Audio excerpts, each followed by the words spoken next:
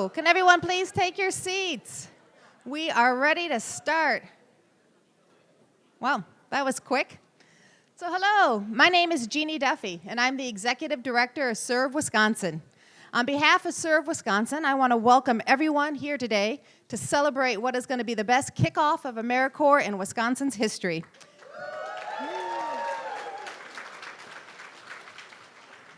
We are also celebrating the landmark 25th anniversary of AmeriCorps. We have many longtime AmeriCorps supporters here, and we have some new friends here who I'm sure will be helping us celebrate AmeriCorps for the next 25 years. Before we get started, we have a video that celebrates the 25 years of AmeriCorps and that will inspire pride in you because as an AmeriCorps member, you are part of this proud history. 25 years ago, bound by a legacy of service, we came together to focus on a singular idea, that by working together, we would harness our skills and talents to make a difference in people's lives. We knew that by investing in a child's future, we would open a world of endless possibility, that after hurricane-force winds destroyed our cities and our towns, we would help to rebuild. That connecting people with jobs and education would lead to stronger families and healthier communities. That providing resources to nonprofits that share in our mission would strengthen their work and help them grow. And that the simple act of being a friend or a companion would help a senior live an independent life. It was an idea that resonated and grew. Today, there are some 300,000 AmeriCorps and Senior Corps volunteers working side by side with teachers, nonprofits, police departments, community leaders, park rangers, and veterans to educate, rebuild, protect, and grow communities all across our country. One idea, countless acts of service, and a future with infinite possibilities.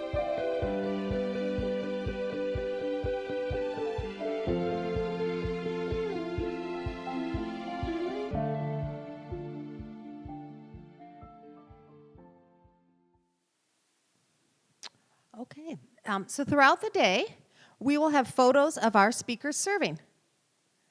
So the photos behind me are when I served 30 years ago as a Claretian volunteer. The Claretian volunteer program was similar to AmeriCorps, except we got paid less, but housing was provided. I like these old photos because they recall many happy memories, and we all look so happy. And while we are a lot older, and no longer live together, we are all still friends.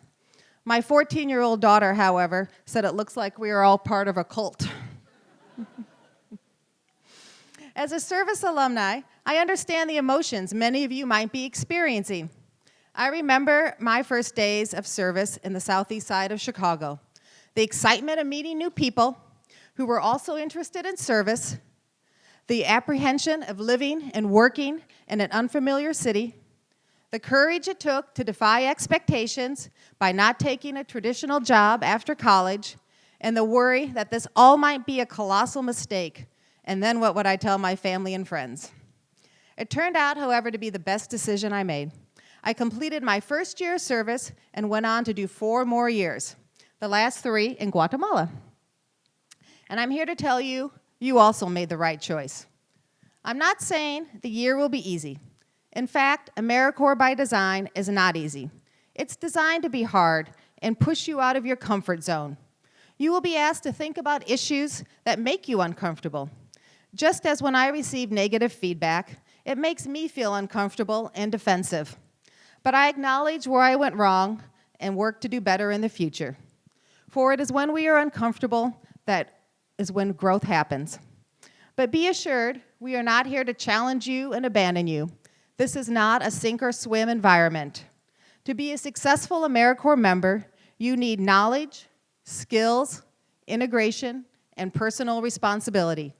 We at Serve Wisconsin, your project directors, host site supervisor, and other AmeriCorps members will provide you with the knowledge and skills you need to succeed, and the opportunity to integrate into a service community. We hope you have the personal responsibility to work with us. The Serve Wisconsin staff and AmeriCorps community want you to succeed. As part of our efforts to see you succeed and provide the knowledge and skills to help you be successful, I am very proud to introduce our first speaker, Dr. Alex G. Dr. Alex G will both inspire you and encourage you to think critically on how you approach service and leadership.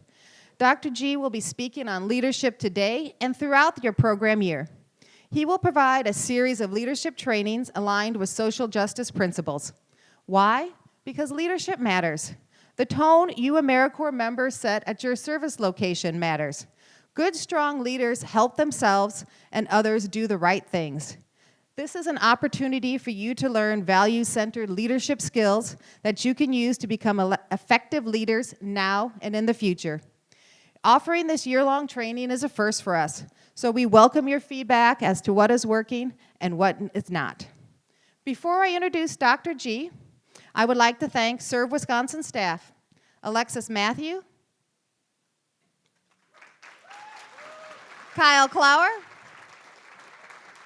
Maggie O'Sullivan, Stephen Yule, and Rahama Bauman. They helped organize this great event, and of course, if you need anything, please reach out to any of us throughout the day. And now to introduce Dr. G. The Reverend Dr. Alex G. is a social entrepreneur and the president and founder of the Nehemiah Center for Urban Leadership and Development, a 27-year-old nonprofit organization that inspires, develops, and mobilizes emerging African American leaders to become partners in revitalizing and transforming the community of Madison, Wisconsin. He received his doctorate in transformational leadership and is the author, podcast host, father, community leader, and an activist. Please welcome the Reverend Dr. Alex G.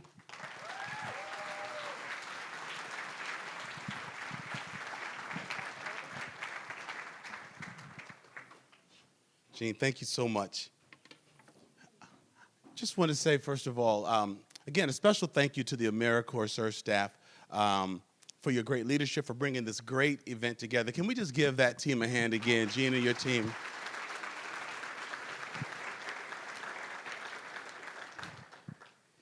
I want to really welcome you all here. So to all of you who are serving in AmeriCorps, it's great to see you. How are you feeling this morning? All right. Hey, black people, what's up? I've always wanted to do that in a speech. I've never ever done that before. Woo, okay, all right. Hey, everybody else. Hey, how you all doing? This is, like, gosh, they're opening up with a black racist. No, I'm from Wisconsin. I'm not used to seeing this many black people at one time. And so I'm like, wow, let me just look at y'all. Oh, my gosh. Oh, my goodness. No. Okay, let me. You all, I really am so excited about being here. So often I'm asked to be the person to talk about race. I'm usually called in when there's strife and issues. And so I'm really touched that the AmeriCorps team has asked me to come in to talk about leadership because it's really my passion. It's what I enjoy talking about. And actually, I think it's a lack of leadership and cross-cultural leadership that makes racial harmony a thing that seems so distant from us. And so I'm really happy that I'm asked to think what is typically outside the box for me, but something that's very near and dear to my heart. In the last few years, I've been a pastor for about 32 years. I'm an author, but most recently I've become a podcast host, and I really, really, really like that. One, I can say words that I can't say in the pulpit. I can talk about things that I can't talk about. Oh, hell yeah, I can say stuff that I can't say at church, and have interesting conversations about things that impede us in just working more clearly, more closely together. You'll hear more about that and why that's important and how that work intersects with you. But just know that it's really my pleasure to be here and to be able to talk with us about leadership and how leadership really helps us to change communities around us. Another thing I want to say before I get into my talk is I really want to laud you all for the choice that you have made. I'm a dad of a soon-to-be 23-year-old. My daughter's in her first year of grad school. And I'm noticing something very different about your generation that was not necessarily the case about mine. I'm in my mid-50s. I started college in '81, and everyone wanted to go into business school. We didn't call it IT, we called it comp sci. It was computer science. Back in those days, everyone was studying COBOL and Fortran. That sounds like a foreign language. You all don't even know what I'm talking about. But everyone wanted to really go and make money, and there's nothing wrong with that. But there was not a lot of talk about how do we give back to our community. What I'm completely floored by is the generosity of your time, of your heart, of your experiences, that you want to bring it into communities that could benefit from it.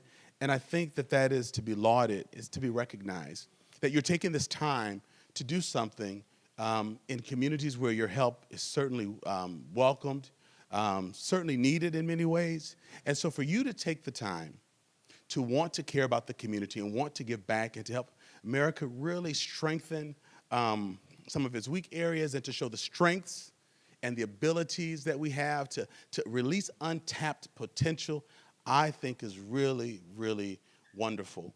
And so I just want to laud you for the choices that you all have made. I really do. I'm very proud of you.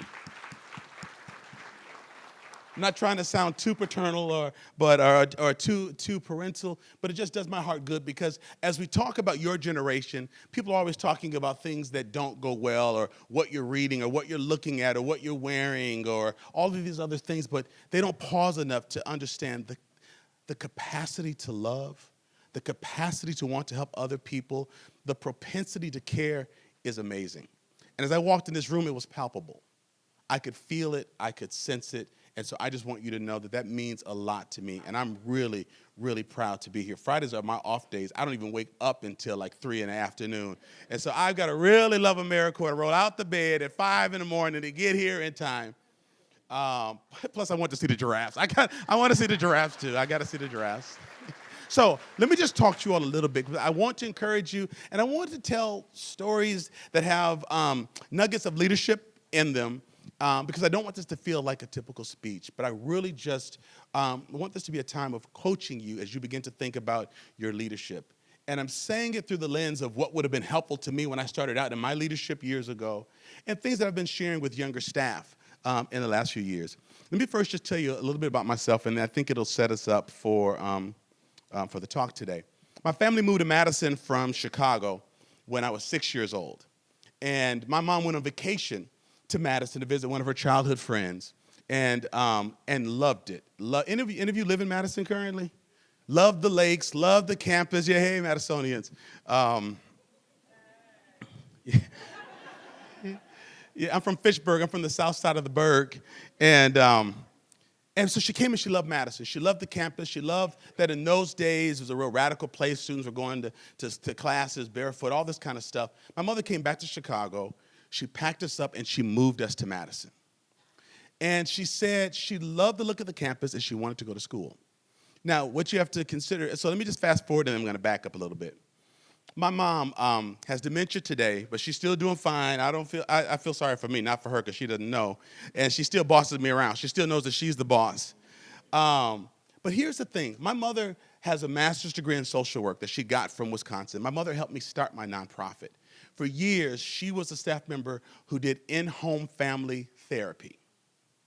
My sister also helped us start it because she was one of 3 African-American social workers for Dane County and was a social worker for decades. And so together, my family created what's now known as the Nehemiah Center for Urban Leadership and Development. But let me go back and tell you how the story began. When my mother came to Madison, she was a high school dropout. She dropped out partway through her freshman year of high school because it was not cool for black girls to be smart in that part of the world in the 50s. So my mother chose to dumb down and to pretend like she was not smart. So she dropped out of school. She got a job as what was called back in those days as a key punch operator. We probably call it data entry now, data management, and did that and was able to take care of her family. She met my father, married him, but found herself in a domestic violent relationship.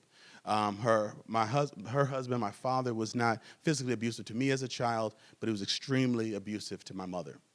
And one day when my mother looked down and I was sick and I was about 1.5 years or 2, I jumped on my father's leg to try to help my mother fight against him. My mother thought, you know what, rather than having your son hate you the way you hate your father because of what your father did to your mother, we're out of here because we're not going to repeat this cycle. And so she wanted to get away from that relationship. She was going through a divorce, and she moved to Madison. So she had maybe a part of a credit of her freshman year. She came to Wisconsin, and she took the entrance exam, and she just crushed it. The only thing was they couldn't admit her because she did not have a high school equivalency. So after qualifying for admission to Wisconsin, she had to go take the GED in order to qualify for college. Yeah, you gotta love systems. But here's the thing. My mom retired as a family therapist. My sister served as a social worker. I'm now the longest serving minister in our community. There are very few nonprofits that are community-based, building capacity in the African-American community, breaking down walls of systemic racism, working with men and women coming out of prison. We own 5 homes where we place folks coming out of prison. We place over 300 people in jobs coming out of prison. But here's what I want you to know. When my mother sat down with the social workers, because she was a single mom, and we were on, we call it free and reduced lunch. We were on welfare. We called it AFDC back in those days. When folks met with my mother, they never talked to her like she was a West Side refugee from Chicago. They never, and I use those words because that's how sometimes our community respond to people coming to Madison from larger cities. We got a name for people from Milwaukee too, but I'll tell you that after I finish talking. They never pigeonholed my mother or put her in a box. They said, what do you want to do? She said, I want to go to college. Well, what do you need to go to college? Well, I need some help with housing. Boom, they helped her with housing. And not in some place where she was ghettoized, but in a place that was close to campus and where kids could go outside and play. What else do you need? Well, I need some support for childcare while I go to school. The things she needed, the campus came around her, the city came around her.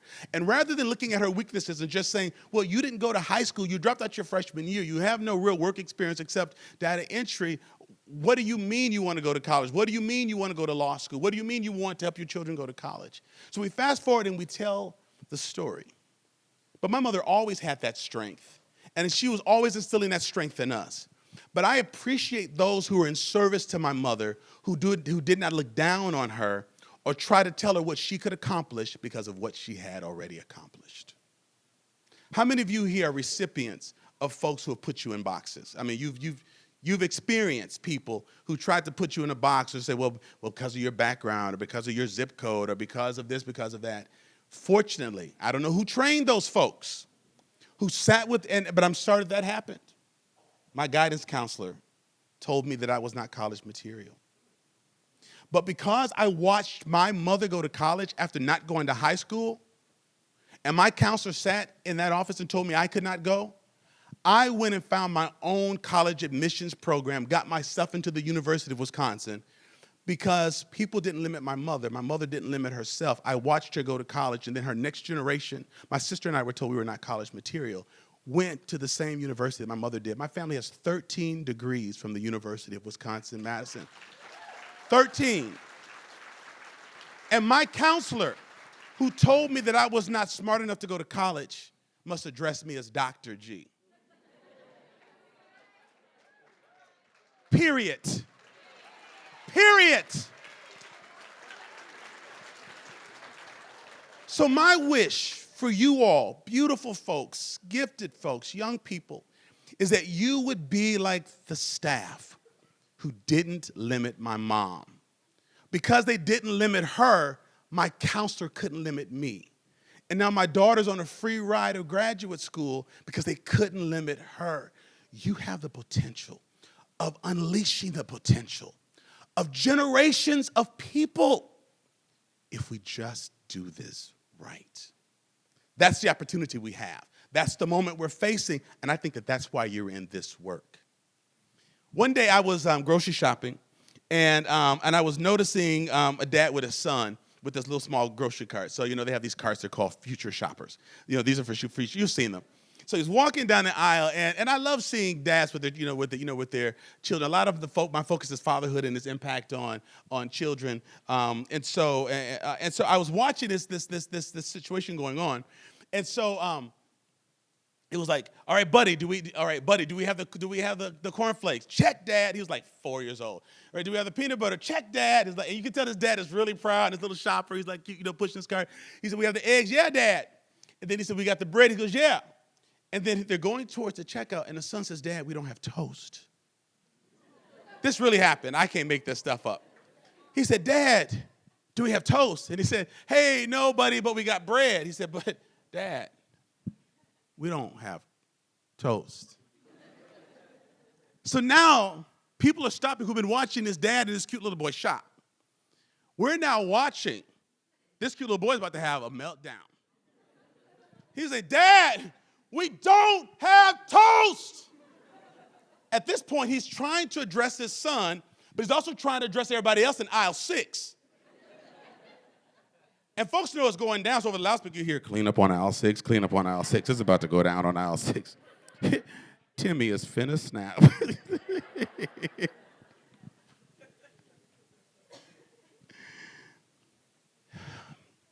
What the young boy didn't understand was the process.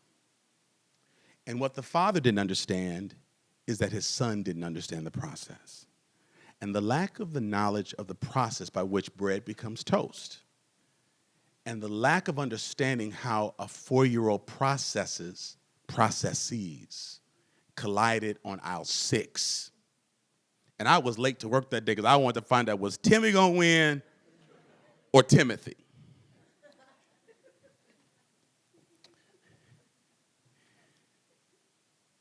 Leadership is a process. It's not about turning bread into toast overnight. And the people who attempt to do so have a meltdown in aisle 6. But folks who understand and respect the process can help people move to a better understanding and better service. And I want to talk about how love and understanding and transformation are held together and hopefully apply that to our work and things that we do. A prolific writer, Joanza Kunjufu, he was more popular in the 80s, a gentleman out of Chicago who wrote a lot about the education of black boys. He wrote about the conspiracy against black boys. He said that you cannot teach a child that you don't love. Dr. Kunjufu said you cannot teach a child you don't love. So what does love mean? Because in this kind of work, we're not really supposed to talk about love. We're talking about efficiency, evidence-based practices, outcomes, procedures, and all of that is true. All of that is appropriate. I know your leaders are thinking, oh my gosh, what's he about to say? He's about to turn my whole crew into touchy-feely folks, and young people who aren't going to obey any of our rules are just going to go and just care about folks. But what I'm really talking about is, how do you put someone's needs before your own? How do you respect people, and how do you create space where you want the best for them? That's what I mean by love. A space where you want the best for them. I had a 3rd grade teacher. His name was Mr. Lilliquist. He was a recovering hippie. He had long hair. He had a ponytail. This was before man buns were man buns. This was 1972. He failed his teacher, what's it called when you study education? You got a field placement or intern, that thing. He failed it. Thank you, Phil. He failed it. But the kids loved him, and he was given a job. Back in those days, they ranked your reading classes and your math classes based on your ability. So it was sort of a tough thing. Like, you knew if you weren't really good in reading or math. They got rid of that because I think it traumatized kids. I still remember my reading level. But I worked to get into Mr. Lilliquist's math class. I had to work out of my math class, and I had to be able to do 300 multiplication facts, 100 in 3 minutes. But I mastered it so that I could get into his class. And, and I still remember this. Again, this was 1972. He read us James and the Giant Peach. He introduced me to Willy Wonka. He taught us how to make root beer. And so I invited him to my 8th birthday party. My mother tried to tell me teachers are busy people. AmeriCorps volunteers are busy people. And that teachers couldn't come, they couldn't do this. And while she's explaining it, the bell rings, and he comes in. And I look at my mother, and I said, see, Mom, I told you he'd come. She was mad because that meant he knew that she was talking about me and him. Not only did Mr. Lilliquist come to my 8th birthday party, he came to my 40th. He came to my 50th. He was invited to my 55th, but we had a death in the family, so I had to cancel the party. I'm about to throw a 56th. He'll be there. And I bumped into him one day at the grocery store. I met his dad. He's met my daughter. He knows my family. He encouraged my mom to go to college. When mom would take me to school, he would stand in the hall while we sat inside reading James and the Giant Peach. Furling, how's school going? What are you studying? And I remember thinking, Mr. Lilliquist is the coolest teacher in the school, and he thinks it's cool that my mom is going to school, so my mom must be cool, because I don't understand why grown-up is going to school, and I'm embarrassed that my mom's in school, but because my teacher thinks it's cool, I rethought my mom. And I bumped into him and I said, Mr. Lilliquist, we're struggling with racial achievement, academic achievement, the racial divide. What's going on? And he said to me, he said, Alex, he said, racism is the problem. Love is the solution. It's that easy. It's that complicated. When he said this to me, my eyes got watery because I realized as a third grader, what I loved about his class is that I felt a sense of love and respect. Not more than anybody, not less than anybody. Mr. Lilliquist loved everybody and gave you room to grow. It was in this class I realized I could do math. It was in this class I realized I really am smart. It was in this class that I thought that I could be creative. He created space where I could find myself. That's what I mean by love. I don't mean dumbing down. I don't mean lowering the expectations, raising the bar, but communicating in a way that was affirming, communicating in a way that was empowering, being my teacher on Friday and being at my house on Saturday for my birthday. Not everyone could do that. Not all teachers did that, and not every third grader invited him. But there was something that made me want to be around that because it helped me to become who I was and not who he wanted me to be. Love is so important. As we begin to love people, we can serve them and we can help them. But if we have folks who are not, who we're serving, and you're in so many areas. You're doing various things. You're working with a plethora of populations. But if you don't really understand what it means to create space where they can really find themselves, then we really harm people and we damage folks. That's what I mean by love, because unless the work that we're doing is really rooted in that, we limit people. Traditional social services says, you got a plan, you got an agenda, get this down to the folks. You've got this information, you got to get it down to people. And we don't get a chance to step back and really look at them and find out what do they need to really become themselves. The second part of that Dr. Kunjufu quote says, that you can't love kids that you don't understand. And so he first says that you can't love children who you can't teach children who you don't love, serve people you don't love, but you can't love people who you don't understand. Although the father loved this child, and you can tell he loved him some Timmy. It came to question when Timmy was having that meltdown in the aisle, but what he didn't do is he didn't understand that Timmy didn't understand the process. That just because he ate toast didn't mean he didn't understand. He probably was brushing his teeth or watching SpongeBob, but he was not watching the process, did not get the process, and didn't understand the process by which bread became toast. And so how do you understand? How do you understand what folks are going through? How do you understand the process? He loved his son, but didn't understand the process. You got to do some work to understand what the folks you're serving are really going through. And they can teach you.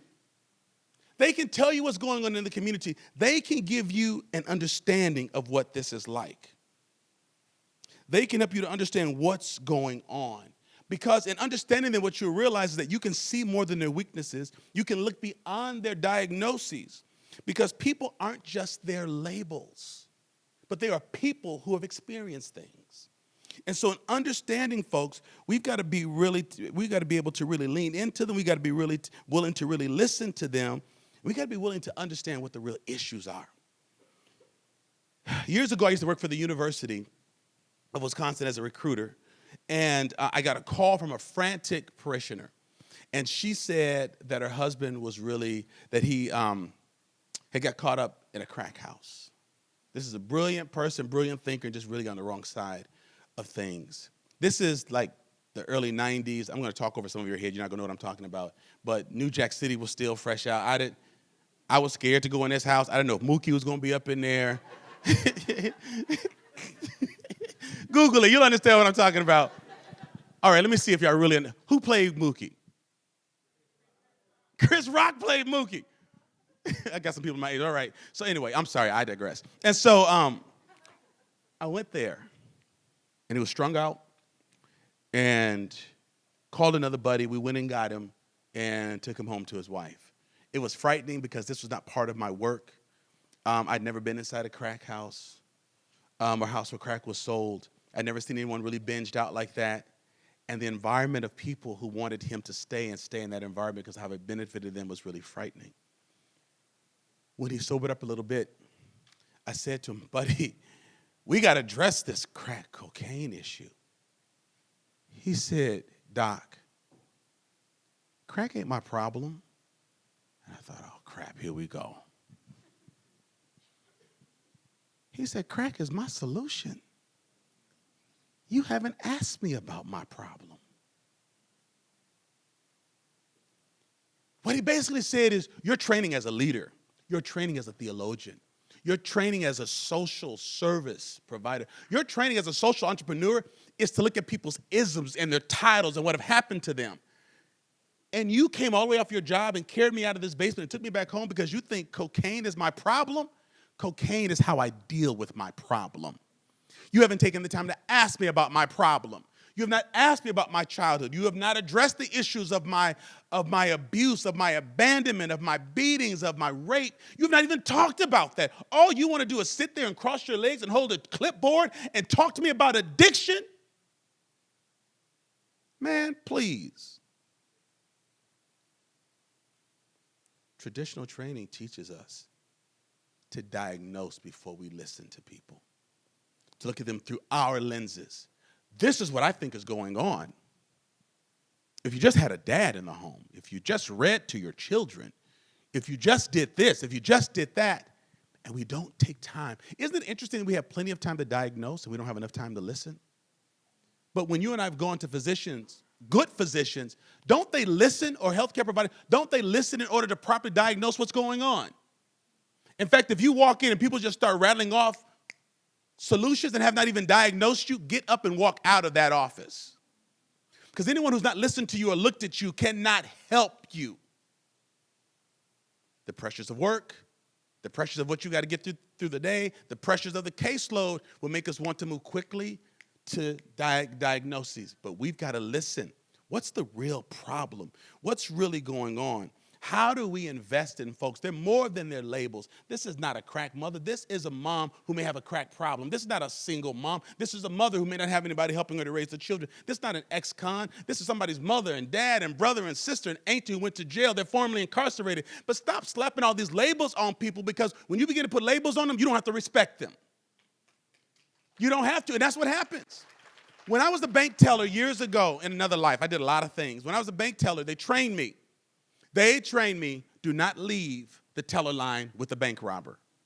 Because if they get you out the bank, they will kill you. Statistics, they said fainting, pass out, do not, under any circumstances. They said while they are robbing you, while you're reaching into the drawer, hey, I'm a student. Hey, I got a little kid at home. They said talk to them. Because they've made up in their minds that you're already an ATM. Because if you're an ATM, they can put a bullet in your forehead. But if you're talking, if you're a person, if you're relational, it's hard. They've got to work hard to shoot you.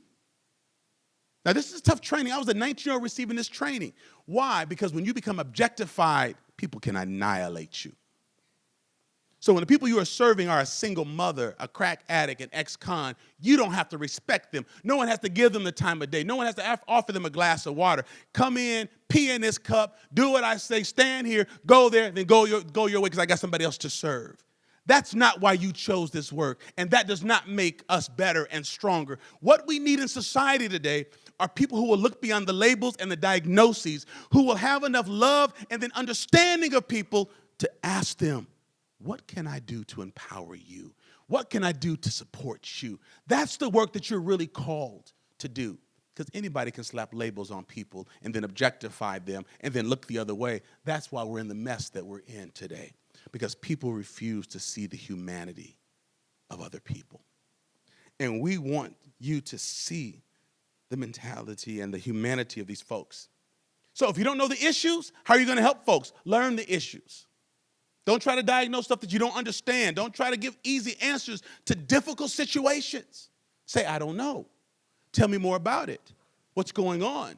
There's this theory that's used for social workers, people in social service arenas, that it says that the body language of people providing services indicates to people that they're serving, ooh, I don't get you and you jacked up.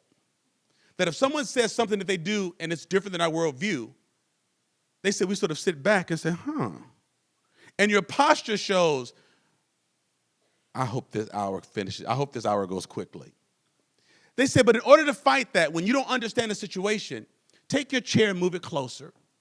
Lean in and say, that's interesting. Tell me more about that. How did that happen? How did that feel? That just in leaning in, it makes a person feel less other. That you're engaged and listening, and they might open up and divulge, because guess what? People are smart enough to know what's wrong with them. I hope you don't think that people are sitting in communities waiting for you to come and tell them what's wrong. I hope that you understand that part of your work is helping to awaken people to the reality of the resource they are and the resources they have in order to become a very powerful force in their communities.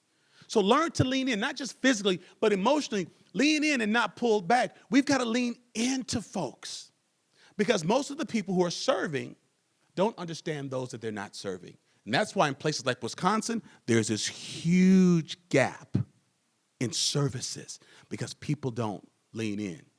And if it is your issue, it's still not your issue. So, well, I'm going to talk to people who might have this issue. I'm going to talk to people who drink or do drugs because I understand escapism.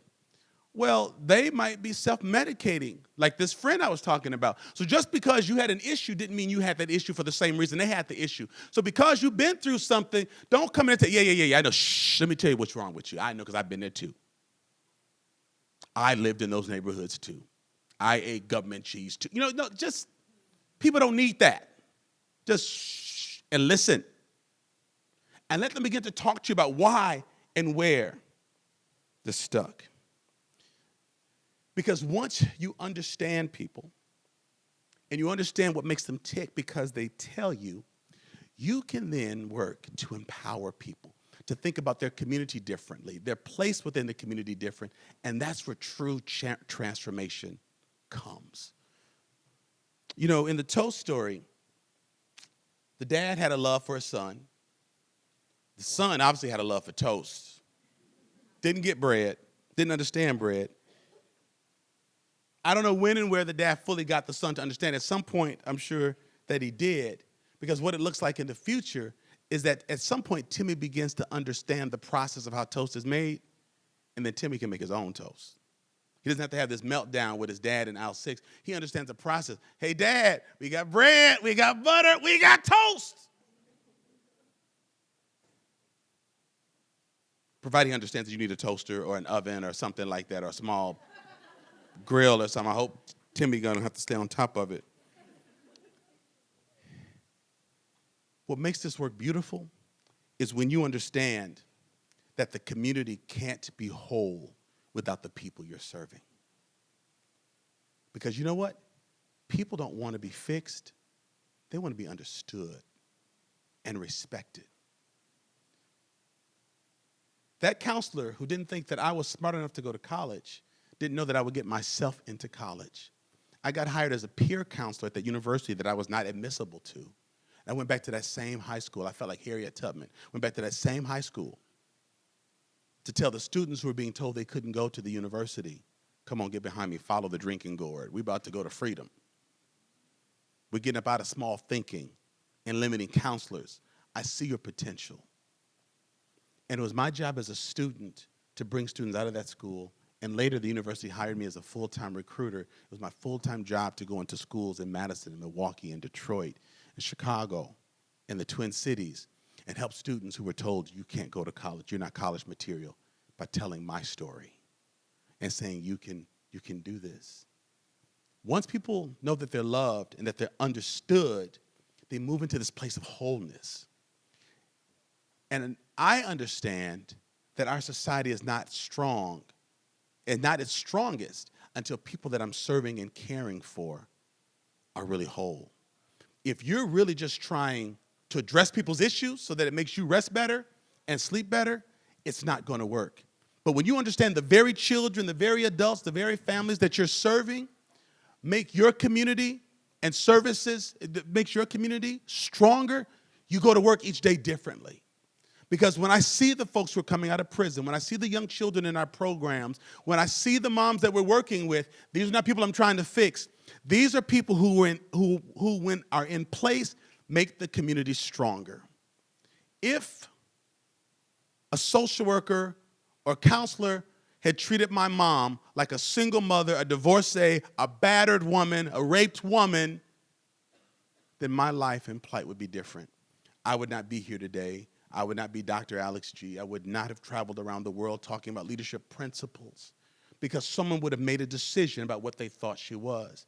I'd like to think that I've made the community stronger where I live because someone along the line realized we need this woman and what she brings to this community, so we're going to invest in her like the overall good rests upon it. Can you be willing to see those who you serve and those who you will serve as someone who could be a part of the solution? In my mother's work as a social worker and as a woman who helped me start my nonprofit, she mentored women coming out of prison, women who were victims of sexual abuse and assault and rape, women going through divorce, and women who moved from other cities around the country to Madison for what they thought would be a better life. And she mentored those sisters. She had them in her home. They went out for dinner. They shopped together. My mom's a shopaholic. She thinks that shopping is therapy. It is. Okay, all right, sorry. Okay, Mama was right. She would take them around. She mentored those young folks. She mentored those young women. She helped those young moms. Right now, this morning, my mother's not at her nursing facility where they're focusing on memory care. She's downtown with the city's poet laureate because my mom is a prolific poet. She has written a book of poetry. But the poet laureate arranged for Mom to be transported down to an event downtown Madison where she's reading her poetry because this poet laureate wrote the foreword in my mother's book. Some of the people who are single moms with ankle bracelets on who gave birth to children in prison are the people who go and visit my mother when I can't get there. People who my mother cared for care for my mother when I'm out of town and out of the country for work. Why? Because they were never her clients. She never fixed them. And because someone looked at her based upon her potential, she looked at each of them based upon their potential. One of those sisters who my mom mentored got her children out of foster care, got her son who was born in prison. He's working on an MBA. He just took a break from his MBA program to play pro ball in Albania. Her children are entrepreneurs. They're starting, none of her children are working for anybody else. They caught her entrepreneurial gene. They're just doing it legally. But they caught her entrepreneurial gene. Y'all know what I'm talking about. Listen, you don't leave everything out in the community. You just clean it up and you just use it for good. These are sharp folks and business-minded folks. But they're helping to care for my mom because when they were in need of care, she cared for them. One day I took my mom to a dental appointment. I have power of attorney. I'm a 55-year-old mama's boy. She trained a good husband for my wife and a good dad for my daughter. And since my mom's developed dementia, her wall's kind of down, so she cusses a lot now. And she's got this thing where she talks to strangers. And because my mom studied Spanish, anyone who's not white, she thinks that they're Latino, so she just speaks Spanish to anyone. So you can be, she used to manage an apartment complex, you can be Hmong, you can be Cambodian, she'll start speaking Spanish.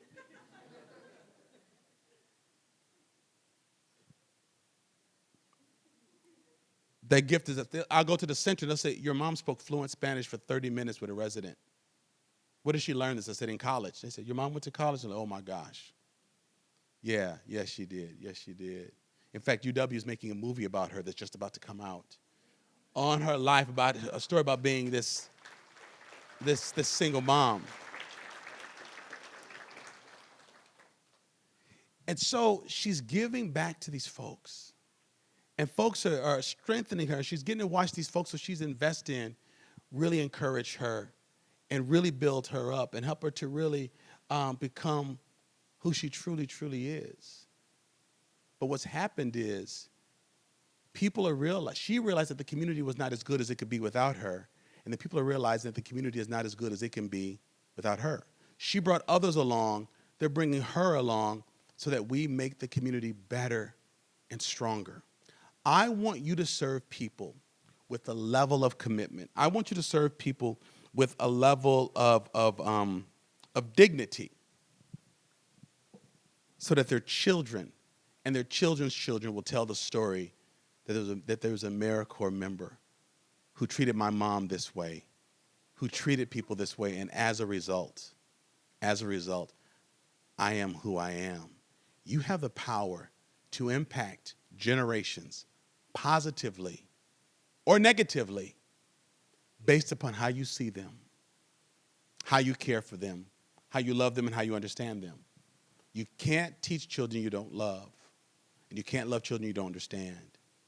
You can't empower people you don't love, and you can't love people that you don't understand. And so our work is helping people, but also by loving them and understanding them. What a great opportunity you have as young, professional, gifted, and brilliant people, as a beautifully diverse group of folks who are focused on the same mission and the same goals. For you to have this opportunity to be a part of something that's great and not just seek your own good is not only admirable, it is necessary. And even though we are facing trying times, I'm giving hope that people like you are giving your lives to people who are like me 50 years ago in order to become who I am 50 years later. And so I want to thank you in advance for the children and the children's children of the people you will be lucky and fortunate enough to serve. I want to tell you thank you in advance. And I want to model to you what your work will yield. If you just keep this toast story in your mind, if you don't forget the process, if you love people and understand people, they will transform the community, and it will create a place that will help and serve you. The opportunity we have is to not only build a better society, but to be the beneficiaries of that better society. Have a great day today. Have a great year. I appreciate you all so much, and thank you for giving me this time to address you.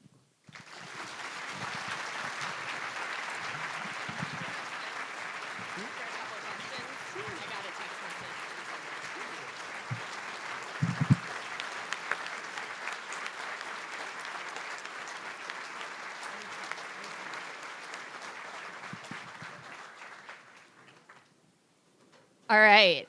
Thank you, Dr. G. Both Dr. G and his staff have been amazing with this, not just the presentation today, but also with this podcast series that we have coming up.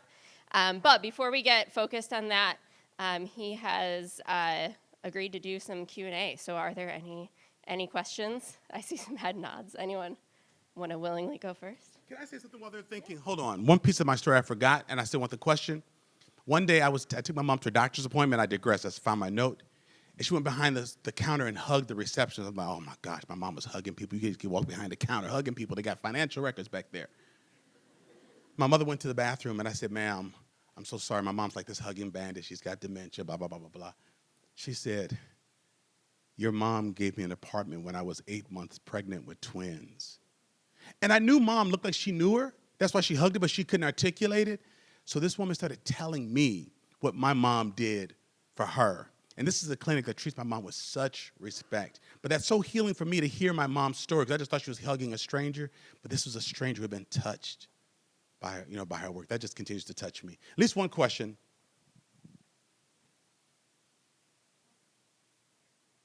All right, then. All right, period.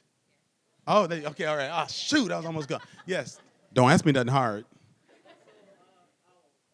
No, I'm messing with you. I'm messing with you. Woo!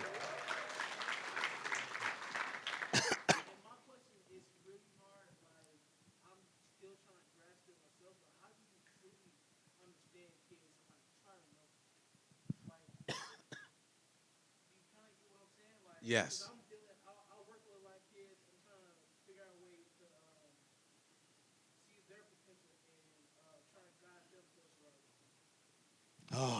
So the question, I'm sorry, what's your first name?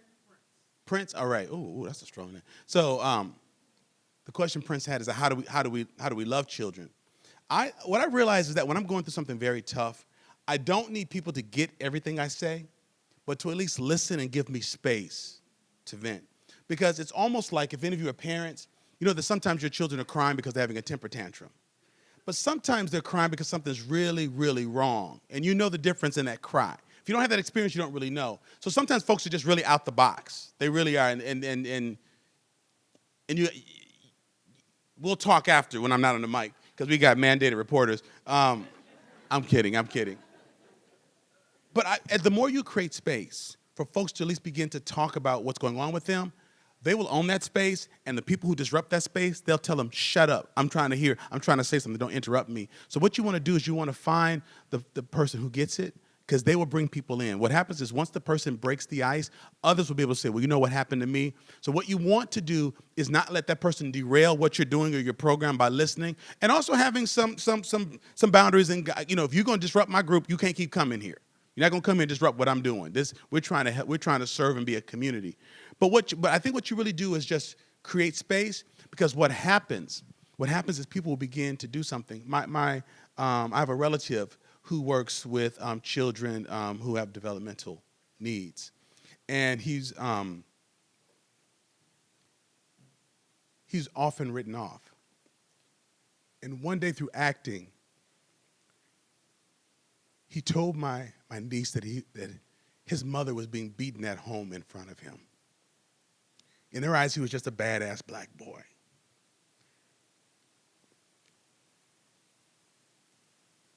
He and his mother were traumatized every day, and they were trying to figure out why he wouldn't pay attention to math class, and he was living in a war zone.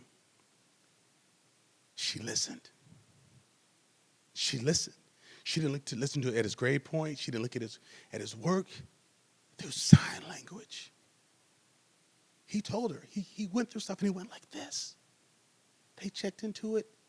It was true. And so I think what we have to do is realize that the people who are the most disruptive often have the most to say. And they have the fewest listeners. So I would say the people who are the baddest, are the noisiest, lean in the furthest. And even if they don't say what's going on, they will know that they were given the opportunity to say it. And they may not say it to you, but they may at some point say it to someone else. I'm sure that baby tried to tell somebody else, but they weren't trying to listen. And my niece caught it. And so that's what we got to do. And that's hard work, and we don't pay you enough to do it. We don't honor you enough to do it, and society doesn't recognize it enough. But I want to tell you that young boy and his mother is glad somebody listened. I'm glad somebody listened, and it's hard work. But I have to trust, Prince, that you and the hundreds of others who are sitting here will be the people who at least one person, through signing, through writing, through poems, through music, will say what's really going on. Because our kids are traumatized. Our families are hurting. And we're handing out labels and not solutions. And I'm hoping that you all can be people who hand out solutions by listening to people. Yeah.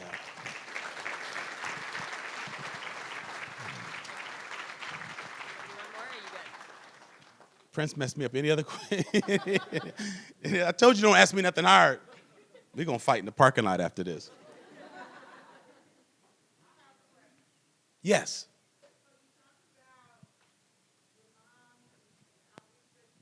Yes.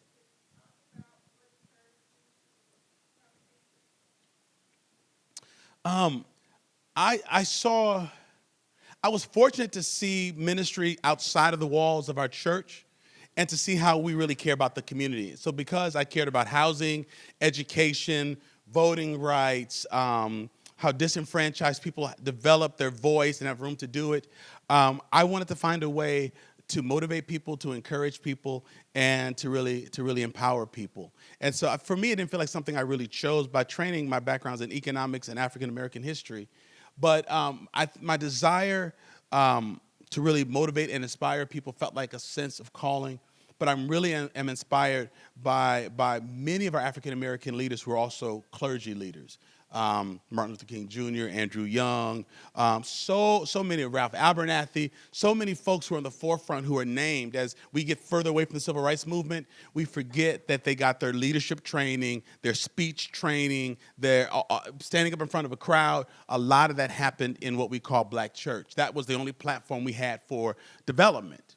That's the only place we could go. Many of our artists, whether you're talking about Aretha, or you're talking about Gladys Knight, you're talking about Diana, these folks all grew up singing in choir and stuff because the church was the only place where many of us in the 40s, 50s, and 60s had free reign to exhibit our leadership skills. So for me, it just felt like something I was called and commissioned to do, and I appreciate the fact that even against the advice of some of my leaders, that it gets outside the four walls, and how do I care for the community? And so for me, I feel that it's a motivating factor to see people, to love people, to respect all people, to want to be a part of a stronger and greater society, and it gives me a personal way of living out faith, but I want to really help people grow stronger and to be stronger. And for personally, just knowing that there's something bigger than me makes me not crap on other people.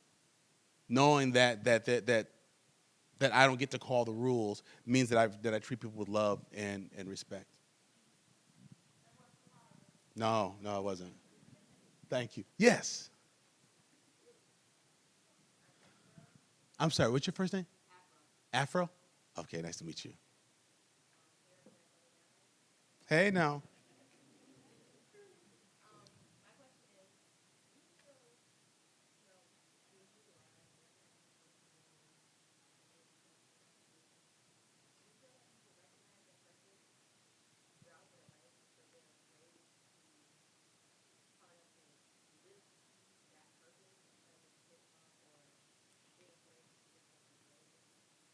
Sure. So the question was, do people struggle in understanding their purpose? And are they fearful of that? Are they fearful of their own greatness? Was that the question? I was fearful. I was a kid who started dumbing down. My mother remarried, and my stepfather was worse than my father, but that's a whole nother speech. But he was functionally illiterate. And I remember telling myself as a 6-year-old, I will never allow myself to be smarter than my stepfather because he will withdraw his love and respect from me. It was not my peers in 7th and 8th grade. It was in my home that I made the choice. Listen, your kids are making big decisions at 6-year-old that you don't even know. He gave me a baseball glove. He wrote my name Alex, A-L-X. As a kid, it broke my heart, and I said, my father can't read. I will never be smarter than him, because if I'm smarter than him, he'll be threatened by me, and he'll never be my father, and he'll withdraw. I went through that as a 6-year-old. And so when I looked around, I knew the answers, but I didn't raise my hand. I knew the answers in Spanish. I could roll my R's. I understand how to conjugate, but I didn't raise my hand. I had insights about history, but I did not raise my hand because I associated being smart with being alienated. And if I really were to shine. And so I've had people that have helped to pull that. I still have to do work on that. I have to still do work to recognize stuff. I was talking to my daughter and my wife. We were having a conference call as I was driving in. I said, okay, I got to go. They're about to set up. I'm nervous. I'm sweating. And my daughter said, hey, wait a minute, stop. You are Alex G. I'm like, okay, my baby's listening to me. Don't let people put you in a box. You need to go in and do what you came there to do. I have to constantly go through that because of that wasn't trauma through physical or sexual abuse. That was just trauma through reading the situation. Also, a lot of kids are sensitive. When you don't think they know what's going on, I read the room. And I knew who to dumb down for. And I find myself still doing that and not really pushing to do that. Like, should I mention your books? Oh, no, you don't have to. Should we call you doctor? No, you don't have to. Should we talk about you? No, we should. Should I talk about you teaching at the White House? No. Keep downplaying and belittling stuff. So, yes, people you're serving need people in their cheering corners. That's why I love Mr. Lilliquist in 3rd grade. He gave me room to not dumb down. Being smart was rewarded. And he didn't withdraw because I was smart. He gave extra work. He came to my birthday party. It was a great lesson that being smart and being sharp helped you. I did not realize until halfway through my doctoral program that I was really smart. And I'm not saying that's kind of weird to say, like, oh, he's just trying to pump us up. No, I barely got out of high school. I barely got into college, but I graduated my doctoral program with honors. But it took me a while in all those years to realize I know this stuff. At one point, I was asked to lecture because I had more community organizing and church leadership experience than any of the faculty. So I gave a guest lecture in my doctoral program, and I knocked it out the park. So please, two things that you can do: recognize the greatness in the people you're serving. But can I be honest? Recognize the greatness in yourselves. Recognize that greatness in yourselves. Don't dumb it down. Do not dumb it down. Do not dumb it down. Do not dumb it down. You know that you're really good at something, writing, organizing. Don't play that down, because people that you, and I'm giving a lesson on this later. I can't share too much about that. I think Alexa's going to talk to you about that in just a moment. But you'll be hearing more from me when I talk about the importance of how you motivate people by what you model. This is how you know your work is successful. Not only that you, not just because the community is stronger and the people you serve are stronger, but you become stronger. But you all have a tremendous amount of talent. And can I be honest? Most of you have not even put your best foot forward yet. Most of you have not put your best foot forward yet. You've done just enough to get by because you got those old tapes in your head. You'll never be, you'll never can, no one ever think this, you're just that. Screw that. Step up to the plate. Be your best for the families that you're serving. Because if you're half-stepping, how can you tell people to whole step? Okay? All right. Alexa, thank you all. Thank you.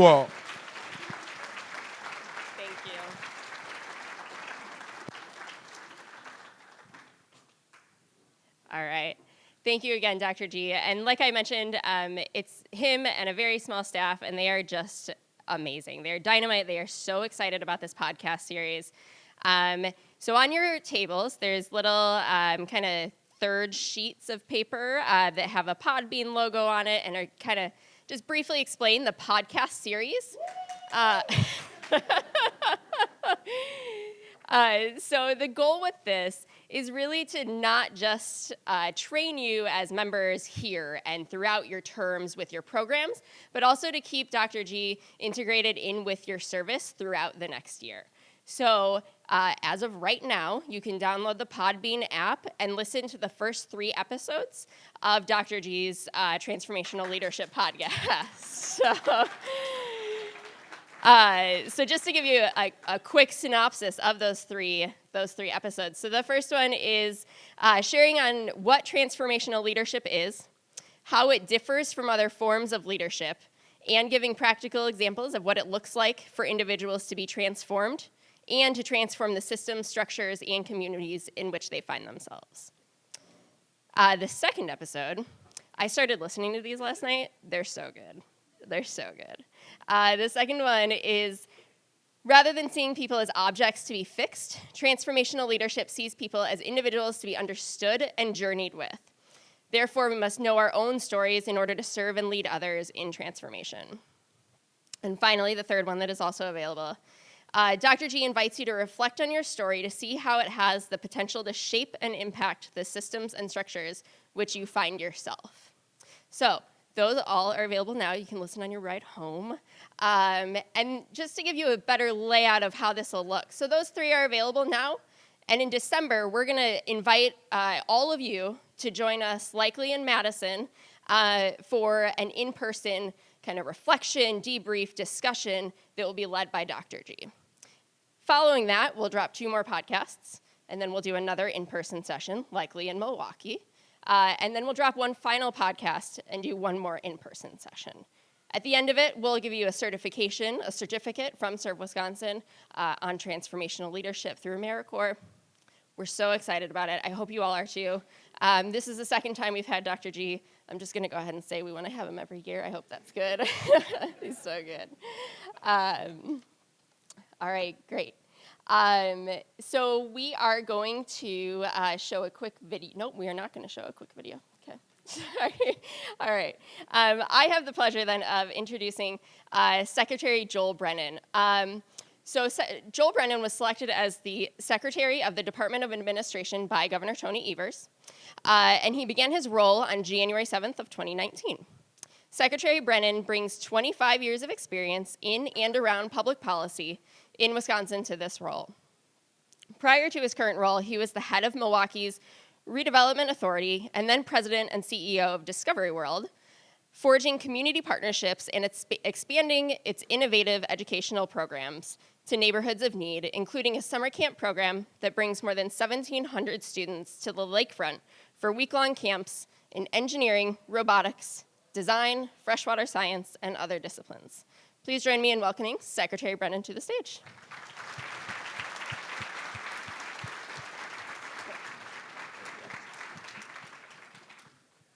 Thank you, Alexis, and I want to first, on behalf of Governor Tony Evers, congratulate all of you who are doing the work here, those who have come before you, the 25 years, and I'll tell you a little bit of my personal connection to AmeriCorps over the last 25 years. But before I do that, I'd invite you, because it kind of gets to the story, I'd invite you to just take a good look around at the people who are at your table with you, just especially the people who are working. Just take a quick look. And the reason why I'm going to do that is I'm the second youngest of 12 children. I have one younger sister. She graduated from Marquette University. She, like I, worked her way through Marquette University and graduated in 1994. She then didn't really know what she was going to do, had a call to service, and joined the Teach for America program, one of the first couple classes in TFA. She would appreciate you doing that. But she did that in 1994, went to Houston, I believe, for training for several weeks, and then headed out to Baltimore to be part of that class. And she started teaching in the Central City in Baltimore and eventually got to know the people in her cohort, and now has been married for 20 years to one of the people who she started with in Teach for America. So the reason why I had you look at the people, not necessarily that you're going to be married to them, but they will be people who you will have relationships with 25, 30 years from now, just as those who started 25 years ago have forged those relationships and had that kind of impact on their communities. And just in terms of the impact that you play in the community, there are several hundred AmeriCorps members around the state. I think 900, we have several hundred who are here today. But what you do is important neighborhood to neighborhood. I work in Madison, but I live here in Milwaukee. And as I take my kids to a Milwaukee public school, some days, sometimes I'm driving to Madison, some days it's my wife, sometimes they're walking. But oftentimes as they pass by, the school is in our neighborhood, as they pass by Carver Academy in our neighborhood, they're walking right alongside the red jackets of City Year, of the kids who are working there, the young people who are having an impact on young lives there. So what you do has an impact statewide, and it has an impact in the region, in the city you're working with, but it also has an impact neighborhood by neighborhood and kid by kid. And that's why it's really important that we take time and that we appreciate the work that you do that's so important and so valuable for the state of Wisconsin. I got a chance to listen just a little bit to Dr. G. Can I get in on those podcasts? And as someone who works for the state of Wisconsin and who has the honor of working with the people that serve Wisconsin on the AmeriCorps program across the state, I hope you can understand that you're getting great work experience from the work that you're doing. You're doing really valuable things, but you're also, these things and these opportunities are investments in you, investments in what you can be in the future. And on behalf of the state, I hope we can find more ways to offer that, and I hope you take advantage of every opportunity that you have to do that. I also, it was mentioned that my prior role was at Discovery World here in Milwaukee, and I had the chance at Discovery World. We employed public allies a few years when I was there. We worked with City Year on some of those camps that you talked about. We worked with schools that have Teach for America in it. So there's a lot that you do that supports not only the areas that you're working in, whether it's stuff that's related to health services or education or some of the natural disaster relief or some of that work that you're doing around the state.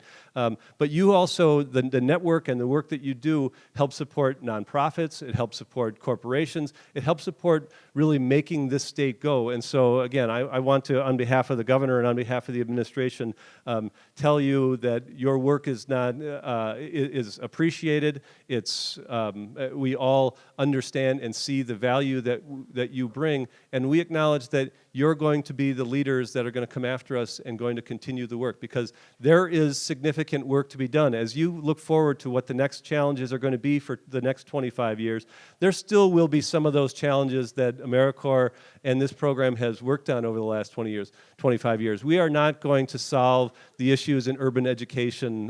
There are still going to be needs for us to do lots of work there. There are still going to be natural disasters and natural resource events that happen that we need to deal with. But there are some man-made things that we need to deal with too, things like climate change, things like what the lieutenant governor and the governor are doing around clean energy and sustainability. There will be ways to plug in for that as we look across the coming years, and what you can do and who you can be to make sure that Wisconsin continues to be a place we can be proud of and that we can invest in, and it can be the kind of place where we want our children to grow up in.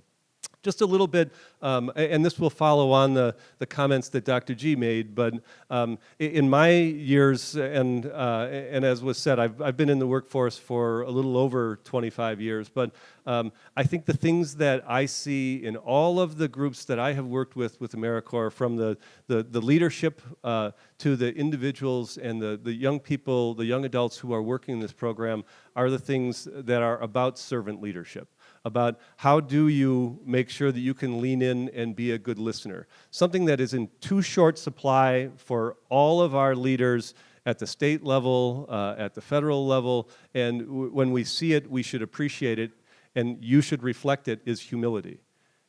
The things that you do for young people, you humble yourselves when you're engaged with young people. You humble yourselves when you're at service to people around this state. And that is one of the highest qualities, one of the most admirable qualities we can have in leaders, and it's something that's in far too short supply. So as you think about where you're going with your career, and I hope that I try to do this in the way that I approach my service currently and the work that I'm doing, but do it with humility. Celebrate your successes, but don't celebrate yourself. Celebrate what you have done, as Dr. G was saying. Don't let anybody put you down and put your accomplishments down, but also understand that humility is something that we all bring, and it's something that's a great reflection and a great characteristic that we can model for others. So I hope that is something that you can do. And again, the last thing I'd say about this and about the work that you're doing, I go back to where I started, in that relationships really are the biggest thing you're going to gain. The work experience is going to be important. You're going to benefit from that moving forward. You're going to have additional opportunities that come your way because of the work that you have done. But the relationships that you have gained, that's currency. That's something that's going to be valuable for you no matter where you go, whether you continue to live in Wisconsin. And on behalf of the governor, the lieutenant governor, we hope you continue to live in Wisconsin. But as you travel and as you grow in your career, the relationships that you have developed here with young people, the relationships you have developed with yourself, the leadership within your organizations, those are going to be things that are going to benefit you for years and years to come. So I hope that as you go through this experience, you'll also embrace those and understand and appreciate the value that comes from those. The last thing I have to do here, and I think our special guest has arrived, is to get a chance to introduce someone. I'm glad I got the chance to go before her instead of go after her, because she's somewhat peerless in the way that she approaches how she speaks to people. And there are a couple of things that I have connections with Representative Gwen Moore. She's the second youngest of 9 children. I'm the second youngest of 12 children. So we have a little bit of that in common. We both graduated from Marquette University with political science degrees. And so I think we're proud of our alma mater and proud of where we've gone in the state. But that's about where the connections end, because as I said, Gwen Moore is pretty much peerless when it comes to people around the state and even around the nation in the way that she has approached her career. She went to Marquette as an expectant single mother, made her way through school, made her way into the state assembly, the state senate. In 2004, was elected to the U.S. House of Representatives here from Wisconsin. She was, earlier in her career, named the Volunteer of the Decade as a Vista volunteer. So that's something that all of you can aspire to, and maybe she will talk a little bit about. But she's represented the 4th District in Congress for the last 15 years, and just in recent years has been elevated to the very powerful, very influential Ways and Means Committee, which really is the place where all of the financial work that happens in Congress rolls through. And she's someone who has been a leader when it comes to women's rights, human rights, workers' rights, doing what's right. This is someone who we all should aspire to be like, and she's someone who has, over the course of her career, been someone who has been able to give voice to those who are voiceless or who've been unheard. She's someone who's been able to stand up and provide power to those who've been powerless. And really, and this is something that I think people nationally have recognized about Gwen, is she is in some ways the conscience of America. When people in power start to abuse that, or they start to move towards doing too much and too fast and do the wrong things with that power, there are people like Gwen Moore, who represents all of us, who are there to check that power and to speak on behalf of the rest of us. And so we are so honored to have her, and it's an honor for me to be able to introduce Congresswoman Gwen Moore from the 4th District here in Wisconsin. Gwen?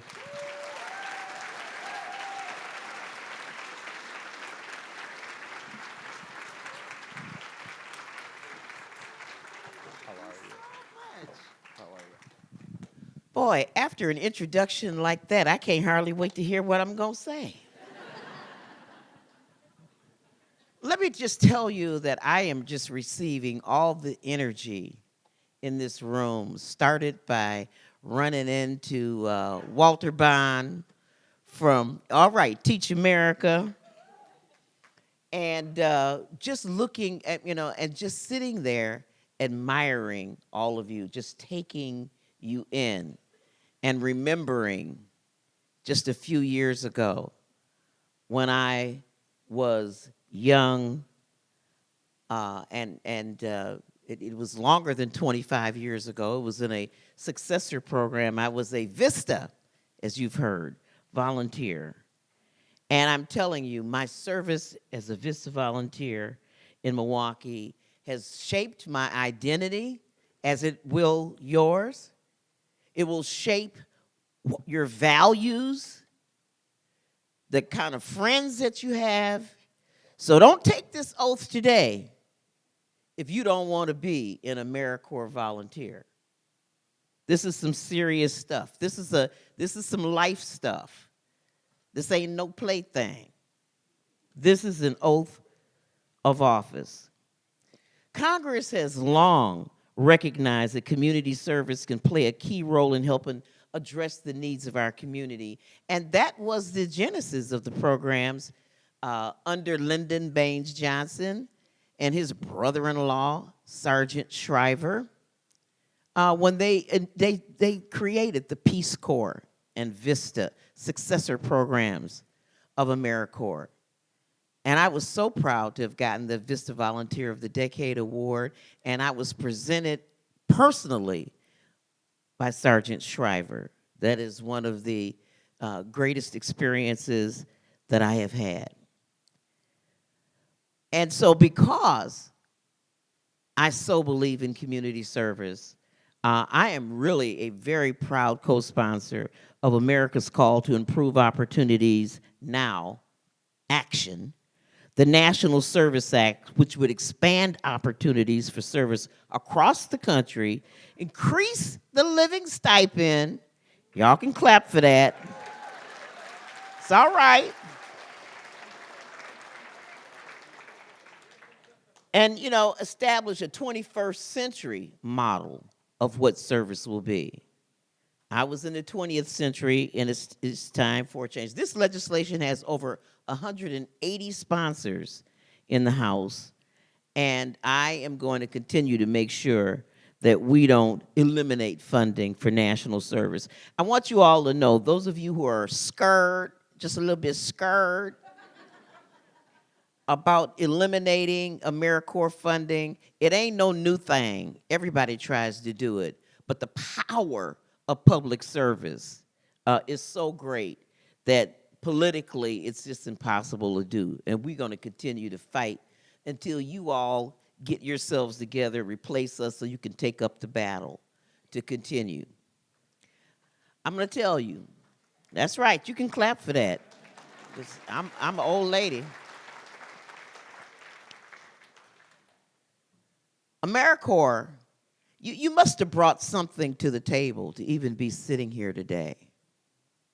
You must have brought some sort of gift or talent or craving or urge to do good, whether it's in community organizing, whether it's in child development, educational opportunity, adult literacy, healthcare, entrepreneurship, whatever brought you here, environmental concerns, climate action, whatever brung you to the table, welcome. Because you know what they say, if you're not at the table, you're on the menu. And so whatever brought you to the table, it's only, women didn't get their rights by sitting quietly. LGBTQ equality is not becoming because people sat there and did nothing. You have got to take action. And we're putting you all today, after you take this oath, in a primary seat to just do that. I can tell you, it doesn't matter where you start out in life, it's where you end up in life. And that's what I learned, being a low-income, poor person, a single mom, on welfare, that it was my aspirations for having a better community that brung me to this battle, brung me to this fight. I started out in a community where we had nothing but transaction centers, where you could go to the bank and have a simple savings account, but you couldn't get a loan, you couldn't sit down and talk to anybody about anything like that, transaction centers. And I, as a member of a community-based organization, fought for some community reinvestment in the banking system. As a board member of my local Midtown Neighborhood Association, I fought from that platform. And I had the nerve to have 3 kids, and I got a washer and dryer from a rent-to-own place, and probably when I was like 3 payments away from owning it, I was late for a payment, and the repo man came, and my kids let him in the house. Well, they didn't kill my kids. I guess I should be grateful for that, but I felt like killing them when they let them in and they took my washer and dryer.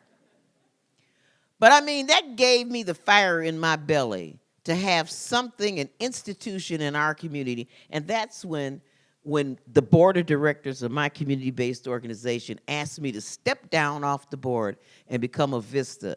And with that, and organizers from the Campaign for Human Development, same kind of organization, the same group that Barack Obama got involved with, we organized the Community Development Credit Union from scratch. That credit union is merged with another credit union and is operational today. And this, from my perspective, was the next era of civil rights that I wanted to be engaged in.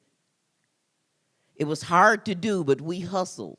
We had no money, no space. We went and found space in a Lutheran church, went and found furniture from Children's Hospital, and really had no papers, pencils, staples, staplers, nothing. We hustled everything to start up our community development credit union. It's one of the proudest things that I've ever done. But you know what? Everything that I thought I was doing for the community, really, I was the benefactor of this training.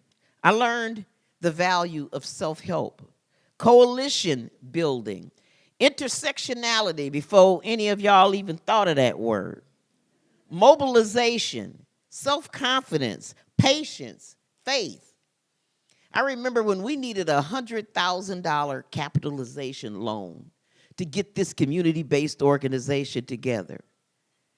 And it was due November 30th. And I think we found out about this something like the 15th of November. And I cooked Thanksgiving dinner. And between the cranberry sauce, I made good dressing, y'all. Turkey. That's right. Some good, not that stuff in the box. And right there on my dining room table, we wrote that proposal, and we successfully got $100,000 to get it started. And not only did we empower that community to have some resources for our community, but it had an impact on generations later. My daughter was a Vista. She worked with children in homeless shelters. That has really inspired her to go on to become a teacher, and now she's working toward getting a special license as a special ed teacher. But her Vista experience was what turned her on. My son got turned out by participating in Public Allies, and I see a Public Ally right there in the front. This was a game changer for him. He became a community organizer par excellence. He now works for Citizen Action and also is a Milwaukee County Board Supervisor in politics. Still, and that's why I'm saying it'll make a difference. It'll turn you on and turn you out, and just face it, you will be struggling to uplift the community for every day for the rest of your life.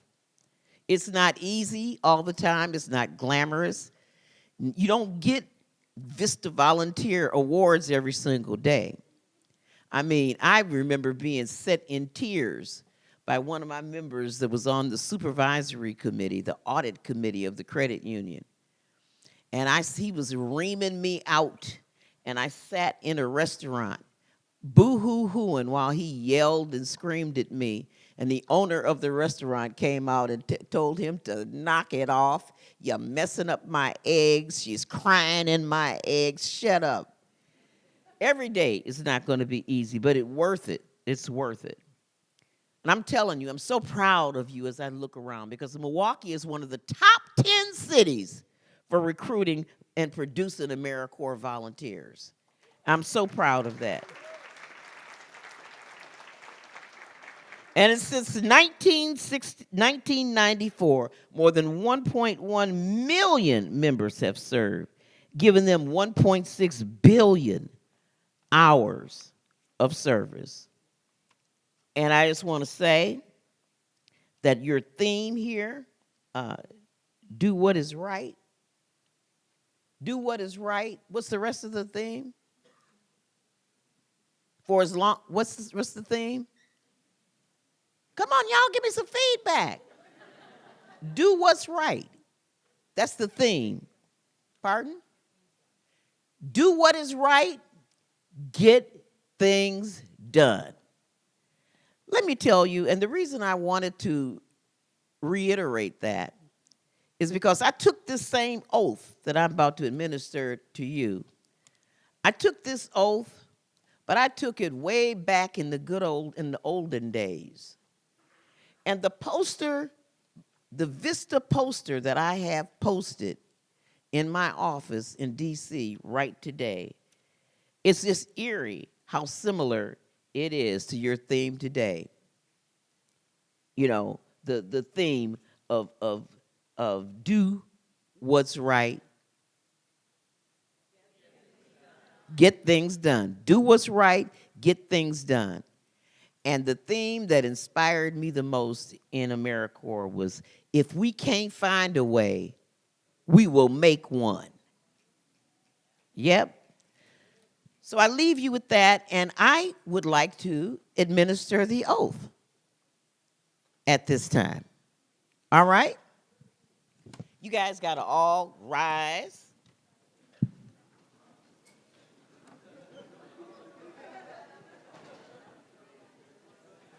Come on, y'all. All right, do what you got to do. Raise your right hand, your right fist, whatever. Let's go. Repeat after me, please. I will get things done for America. To make our people safer, smarter, and healthier.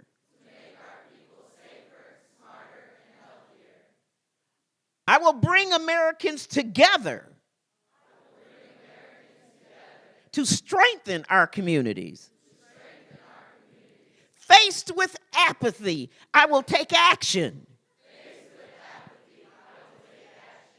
Faced with conflict, I will seek common ground. Faced with adversity, I will persevere. I will carry this commitment with me this year and beyond. I am an AmeriCorps member. And I will get things done. Congratulations.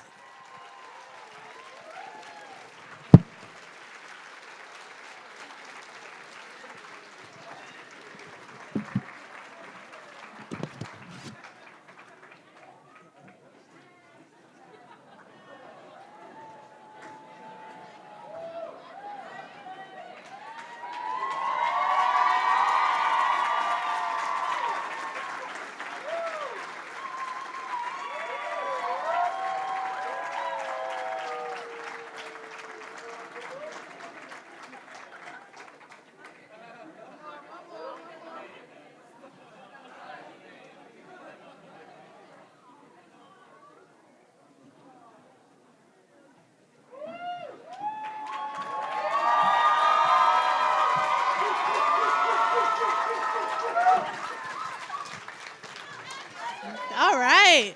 Well, good morning, everyone. How are we doing? Awesome, awesome. Thank you so much, Congresswoman Moore. We think of you as part of the Public Allies family, as a mother of Supreme Moore Umukunde, so thank you so much. And I am the super, super, super proud Executive Director of Public Allies Milwaukee. I did my AmeriCorps service years with Teach for America Milwaukee, where I was able to teach in my elementary schools here in the city. So I am a huge fan of national service, a child of national service myself, and am very, very grateful to be with you all today. And I get to introduce another champion of national service in Lieutenant Governor Mendela Barnes. We are so fortunate to have him serving as the first Black Lieutenant Governor in the state of Wisconsin. All right. And when we talk about, Dr. G, your talk this morning about transformational leadership, about leading with love, about listening to people and really understanding people and loving people, I feel like his service really exemplifies that. And if you don't believe me, you can check his Instagram stories. You'll find him all over the state. And although he's a Milwaukeean, I'm also a very, very, very proud Milwaukeean.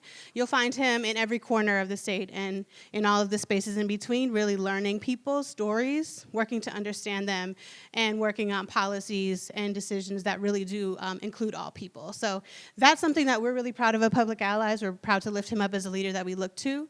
And I couldn't be more thrilled to welcome to the stage Lieutenant Governor Mendela Barnes.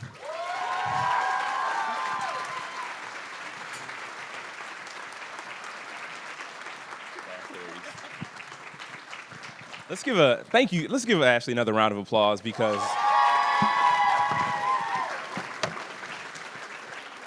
She works so hard, and if you really know her, she plays so hard. I got stories, but this is a family event. And if you got any takeaway from the introduction, to please follow me on Instagram.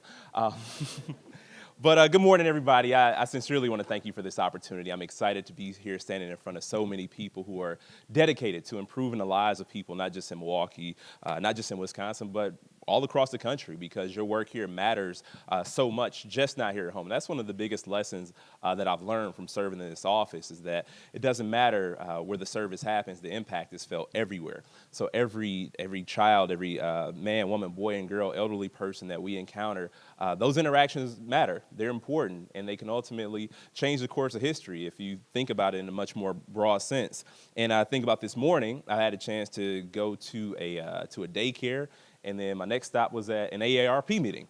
And it just, you think about the impact on each of those meetings, because they all matter, they all have value, and we have to understand that we are in this together, and the only way we move forward is when we move forward together. So again, it is a privilege to be here standing in front of you. This room is full of some of the brightest, best leaders in our entire state. And I can confidently say that these are the best and brightest leaders across the entire country. And I'm honored to stand here in front of you today. And it wasn't long ago when I personally had to think about what my future was going to look like. And you're not always going to know, right? If I think about 5 years ago, it's 2019 now, so honestly, 3 years ago, I think about my life. I didn't know which way things were going to go at that point. I was 29 years old. I had just lost an election, and I was feeling very down, right? And things seemed very foggy because I thought I had everything figured out. I thought I knew what my life was going to look like, and that wasn't my reality. We can make all sorts of plans, but things don't always go as according to plan, as we know. However, the biggest lesson there is not to let obstacles become obsessions. And we have to learn from our mistakes and grow from them, and grow from those losses as well, because sometimes failure is an option.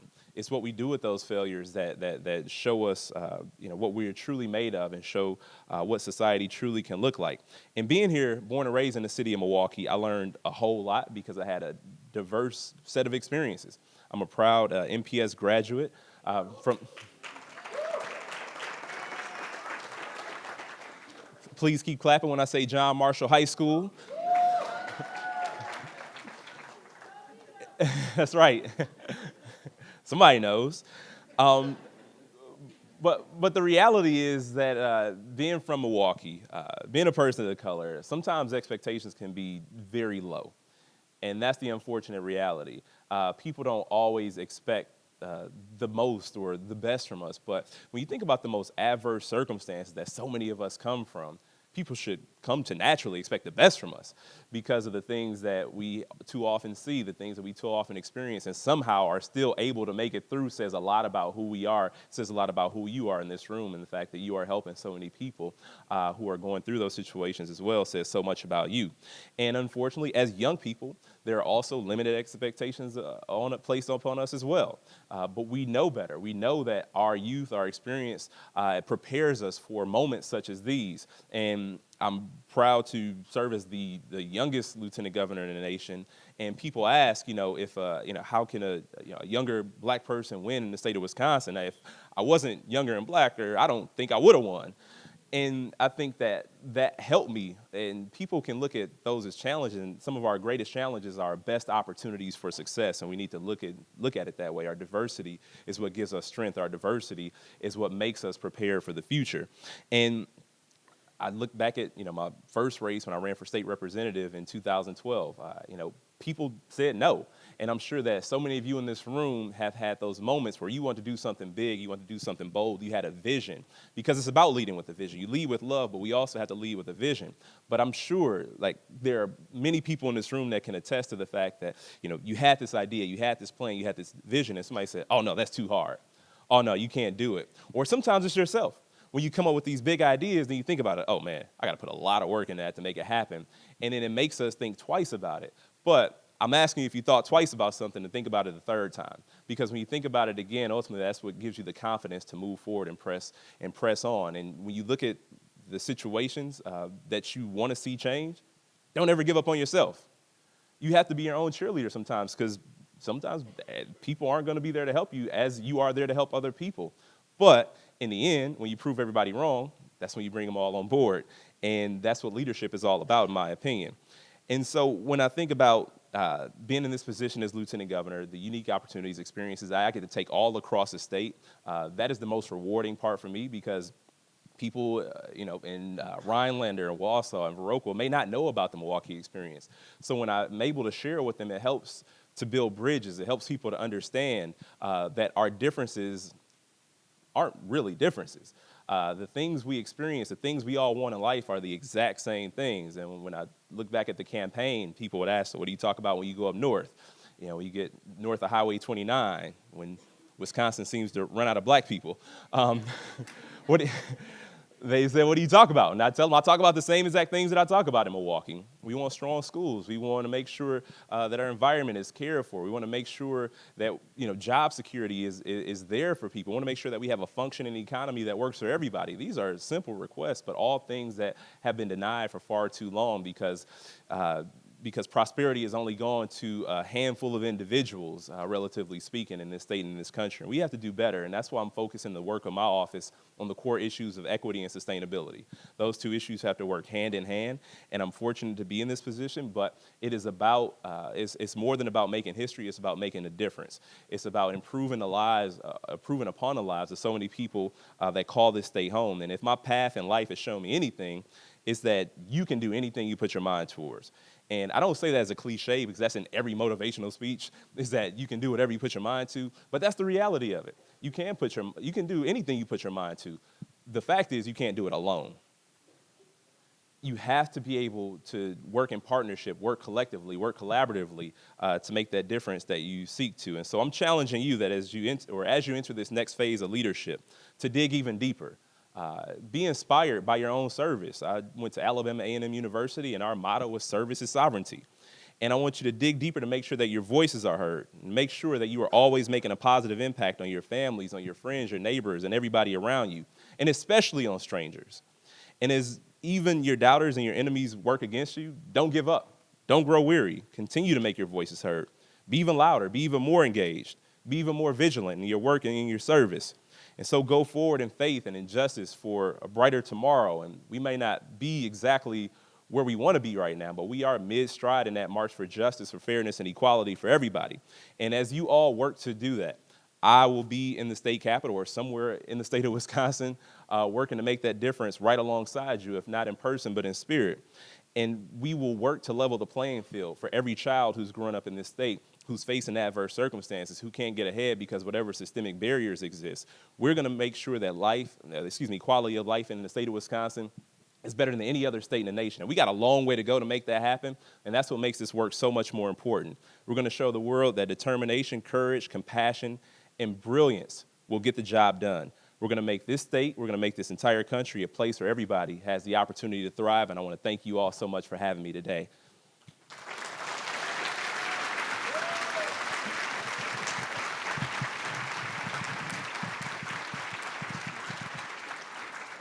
And I would like to finally present the proclamation from the office of Governor Tony Evers. I won't read all the whereases, but I will read the therefore. Governor Tony Evers of the state of Wisconsin does hereby proclaim October 11th, 2019 as the 25th anniversary of AmeriCorps and Wisconsin Day throughout the entire state of Wisconsin. Thank you so much for coming.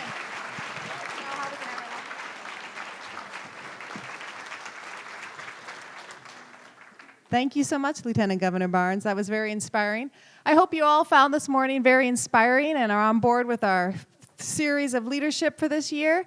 And now it's my pleasure to dismiss you all for lunch. And we have about an hour break. And so please have some lunch. I hope you can visit the zoo. It's a little rainy, but please be back here at 12:30 so we can get started on time to continue. This afternoon will be dedicated to celebrating 25 years of AmeriCorps. Thank you.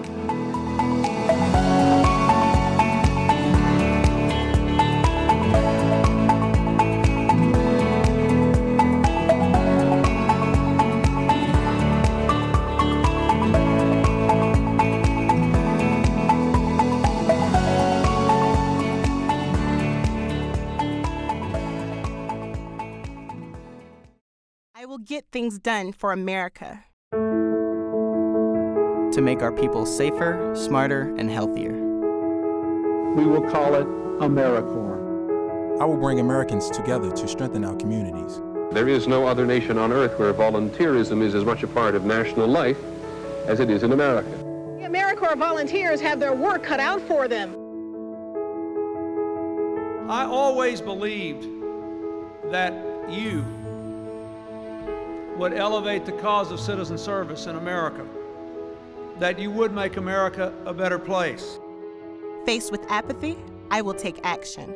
My name is Lauren Savat. I'm Tony Smith. My name is Dan Skoll. And I'm serving in AmeriCorps and CCC. Helping out with Red Cross and FEMA. Building volunteer capacity. Helping families rebuild their homes in the greater New Orleans area. Faced with conflict, I will see common ground.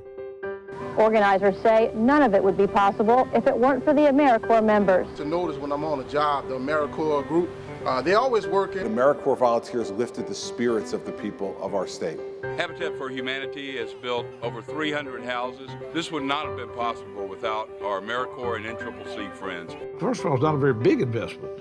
It's a small investment. This really is very good augmentation. It helps generate more and more volunteerism from people who aren't part of that program. I serve. I serve. I serve.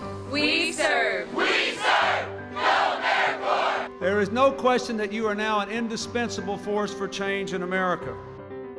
Faced with adversity, I will persevere. I serve individuals with disabilities.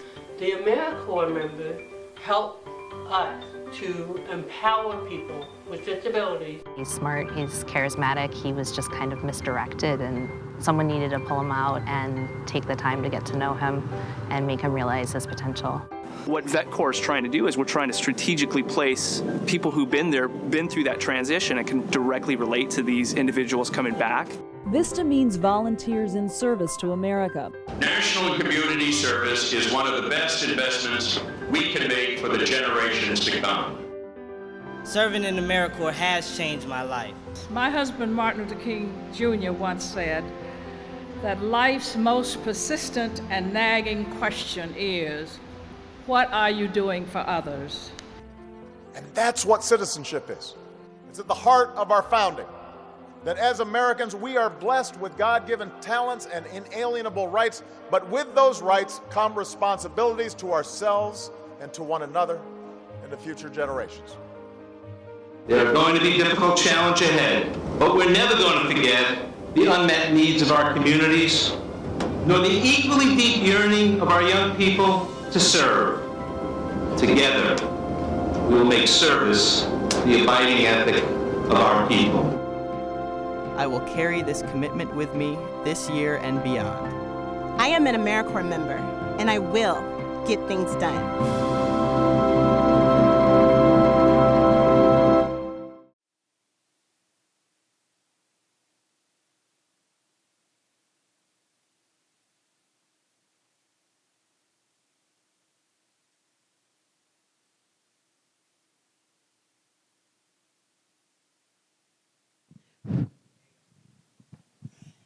Hello, welcome back. My name is Christine Beatty. I am the chairperson of the Serve Wisconsin Commission. And in that regard, I'm so delighted to be here today to see you and welcome you back from our lunch. Oh, there I am. Washington, D.C. You can become an advocate for this program and for the people you serve, and it's an exciting opportunity to do that. You've been listening to a lot of us talk, and I thought it would be a good idea to have just a little movement after lunch and get those food, that big sandwich going the way it's supposed to go. So I want to do a shout out to all of the people who have made an effort to participate today. So as I call your organization, I'm expecting a little happy dance or a little ho, ho, ho, or a little cha-cha-cha, whatever you feel so inclined to do. And that way, we will get to see all the different groups of people who are here today. So let's hear it for the Boys and Girls Clubs. College Possible. Woohoo!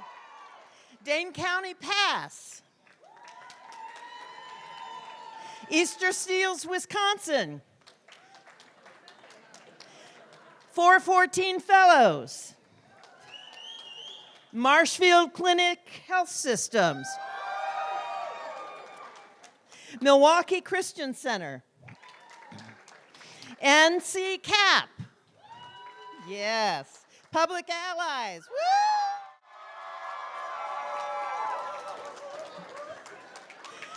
Woo! Racine Zoo.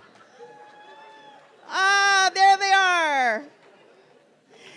Renewal Unlimited. Teach for America. Achievement Connections. Schools of Hope. United Way Fox Cities. Blue Gold Beginnings. Eclipse. Wisconsin Association for Homeless and Runaway Services. Excellent. Farm to School. Yay! In green, no less.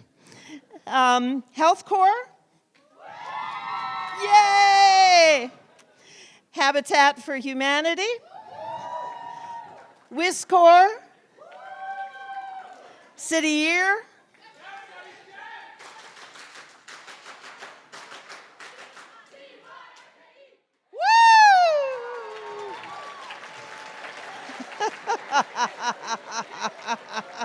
AmeriCorps Vista.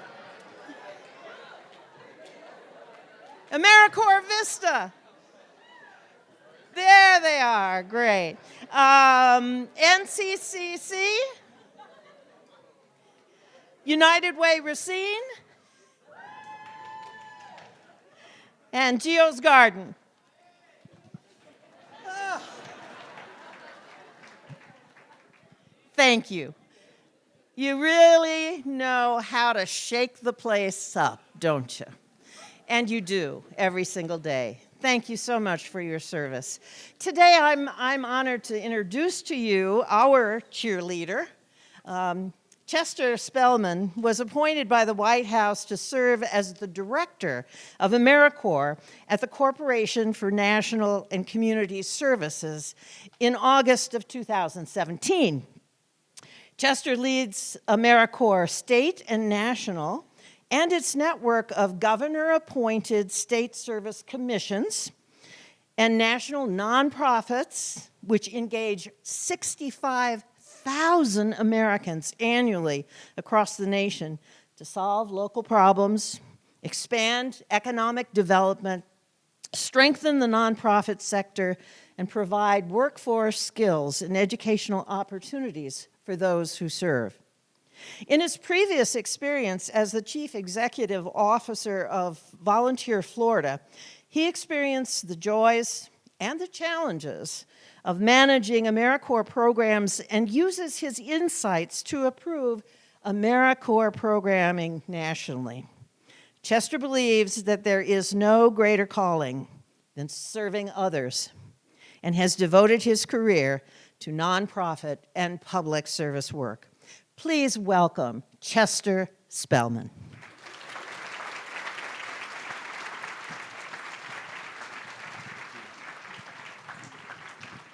Thank you, Christine. Good afternoon. How are you all doing? Good. Let me see if I can use this. All right. Can you all still hear me? Should I hold the mic? It's okay? All right. Well, it is great to be here in Wisconsin. I have to admit, this is my first time in Milwaukee, also my first time in Wisconsin.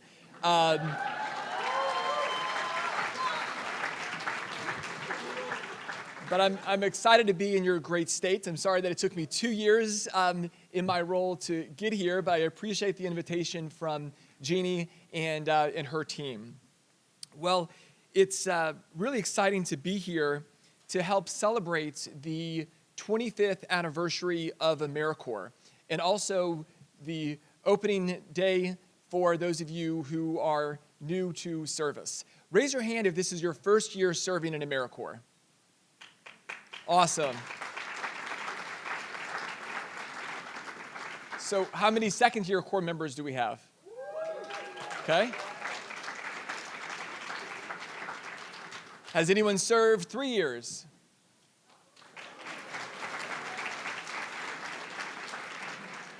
We do allow 4 years of service. Any fourth-year AmeriCorps members? All right, well, regardless of if this is your first year, second or third year, or if you're an alum, thank you for your service.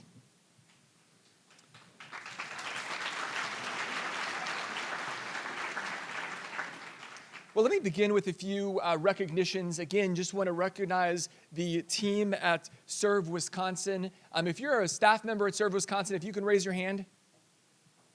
Let's give them a round of applause.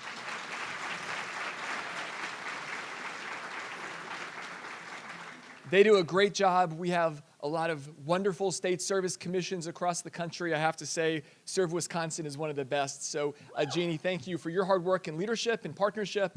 And to the entire Serve Wisconsin team, thank you for your service. Also, I understand that there are Serve Wisconsin commissioners here. If you're a member of the commission, if you could raise your hand.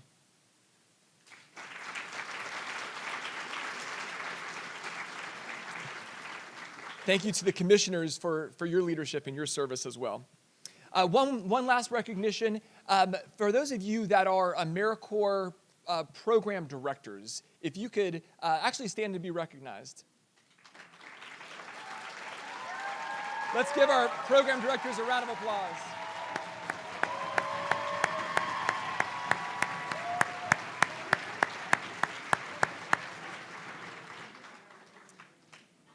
I know how hard our program directors work, and want to recognize them for their sacrifice and their leadership. Well, again, this is a really special year for AmeriCorps as we mark the 25th anniversary of the program. And it's an honor to be able to be here to celebrate this milestone with you. 25 years ago, the first class of AmeriCorps members were sworn in. They took the pledge to get things done for America. That's the exact same pledge you took earlier this morning. And you join more than 1.1 million individuals who've taken the exact same pledge over the last 25 years across the country. And 26,000 who took the pledge and served here in Wisconsin since 1994. As Christine mentioned earlier, I believe that there is no greater calling than the calling to serve others. And you all have made the decision to dedicate a year or more of your life to service. I know you believe the same thing. So on behalf of the Corporation for National and Community Service, thank you for choosing to serve your nation through AmeriCorps. Our nation needs individuals like you to tackle the challenges that this country faces. By your decision to join AmeriCorps, you're choosing to be a part of the solution, and you're putting service above self. We are extremely proud of this decision that you've made. We're proud of what you will accomplish this year and beyond. So today marks, for many of you, the start of a journey, and one that I believe will influence the rest of your life. So again, thank you for your service. The ethos of service that you possess, the desire to put others first, even above yourself, this is what makes our nation great. So for the next few minutes, as you get ready to begin your year of service, allow me to leave you with a few thoughts and some advice. First, your service is meaningful and you will make an impact. Through your service, you will change lives and transform communities. Through AmeriCorps, our Wisconsin AmeriCorps members will improve academic outcomes for students of all ages and open pathways to college. You'll serve the homeless and runaway youth. You'll connect people to health care, encourage good nutrition habits, and support individuals with disabilities. You'll help those struggling with drug addiction. You'll perform services that improve economic opportunity and help connect people with job opportunities. You'll encourage thousands of others to join with you while you serve, and you'll do so much more. Next, I would encourage you, never give up. And this advice applies for your year of service and beyond. I know this is simple advice, and you hear this a lot, but I believe it really is pertinent. There will be times during your service year where you may grow discouraged. You may wonder whether or not you're making an impact. I realize it's not always easy, and AmeriCorps service certainly is a sacrifice. But I encourage you to stay positive, to be encouraged, to persevere. Completing your year of service with AmeriCorps will most definitely be worth it. Also, I encourage you to lean in and make the most of this year. This year of service, not only will you make an impact in the lives of others and in communities, but this is also an investment in your own life. So I encourage you to take full advantage of the opportunity to gain valuable life and work skills and to build meaningful relationships. Look for every opportunity possible to learn something new. Also, I want you to know that you are a part of a national movement. You're serving alongside more than 1,300 other individuals in Wisconsin this year alone. You are serving with 65,000 other AmeriCorps members across the country this year alone. And as I stated earlier, since 1994, more than 1.1 million individuals have served in AmeriCorps. You're a part of a national movement, and I encourage you to be leaders in this national service movement. Also, I would ask you to be ambassadors for national service. One of the things I hear across the country is that some programs and in some states, there are challenges with recruitment, and you can help solve that problem. So by a show of hands, how many of you made the decision to join AmeriCorps because a friend or a family member told you about the program? So probably around half or maybe more. Well, my request to you is during your year of service and after your year of service, please be an ambassador for the program. Tell others, friends, family members, coworkers, acquaintances about the experience that you've had and about the program, and that will most definitely encourage others to serve. Finally, I encourage you to live a life of service. May it extend beyond your year with AmeriCorps. Regardless of what you do in the future and what career path you take, may service always be at the center. Through a life of service, you can continue to make an impact in the lives of others. So may this year of service be the beginning of that journey. Now, in my closing minutes, I just want to tell you about some of the things that we do for you at the Corporation for National and Community Service and with AmeriCorps. During your AmeriCorps service, you will learn things that are not only valued by the communities and country you serve, but also by the program that you represent. We know that many of you have plans to continue your education after your service is done. So every AmeriCorps member who completes their year of service will receive an education award to help pay for college or vocational training or to use to repay student loans. And when you finish your service, the qualities that you develop during AmeriCorps service, like empathy, resilience, teamwork, and leadership, will make you attractive candidates in the job market. So to help our AmeriCorps members with life after service, we've recruited more than 600 employers of national service. These are employers in local, state, and federal government, nonprofit organizations, and the private sector that are willing to give special consideration to national service alumni for millions of job openings in companies and organizations across the country. So if you're interested in learning more about the Employers of National Service program, you can go to our website at nationalservice.gov. So welcome to the AmeriCorps family. You see, AmeriCorps members are a part of a vital movement that means so much to so many. I'm proud that we can call all of you members of that family. The AmeriCorps A that you wear is more than just an emblem on the clothing that you wear. It means you're a part of a legacy of service that demonstrates the great promises and ideals of the country. It represents selfless service to our nation in an exceptional group of people who will change the world. Some people wait their entire lives for an opportunity to change the world. But for those of you who serve in AmeriCorps, your opportunity begins now. Thank you very much. Thank you.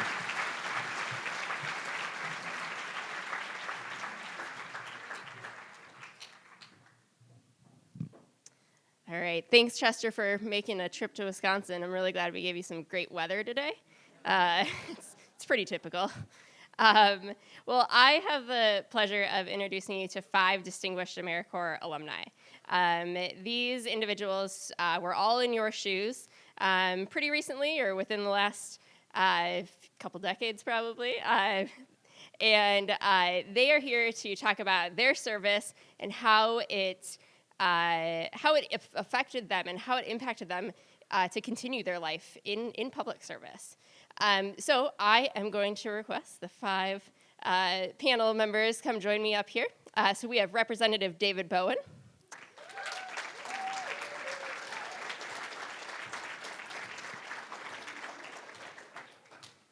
Right up here, number 1. Representative Amanda Stuck.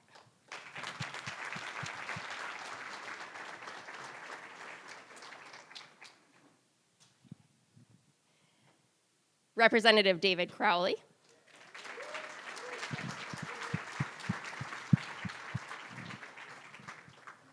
Tawsif Anam, the Regional Director for Senator Ron Johnson. And finally, Representative Jonathan Brostoff.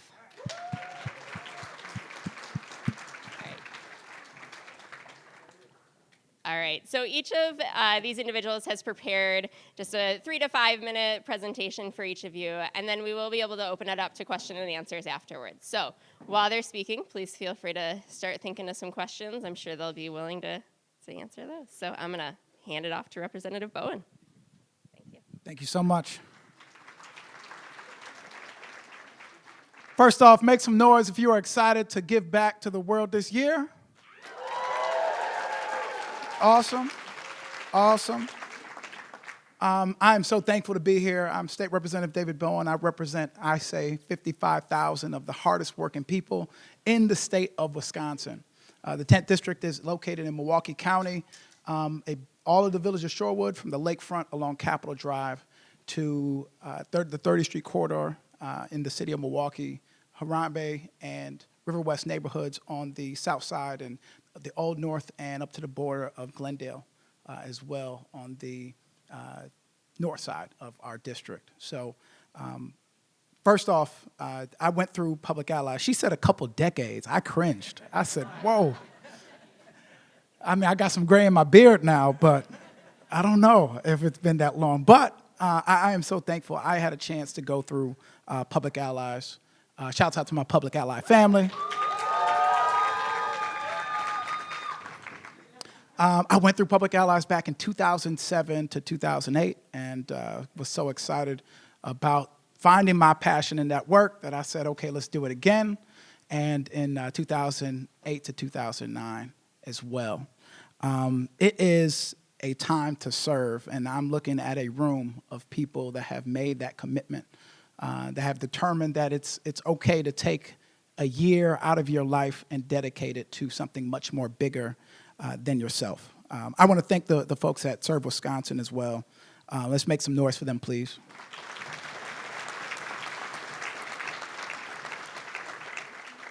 And I have a couple minutes just to talk about what I have taken from my AmeriCorps service and how that has now plugged me into using those same qualities, those same benefits for the benefit of the state of Wisconsin.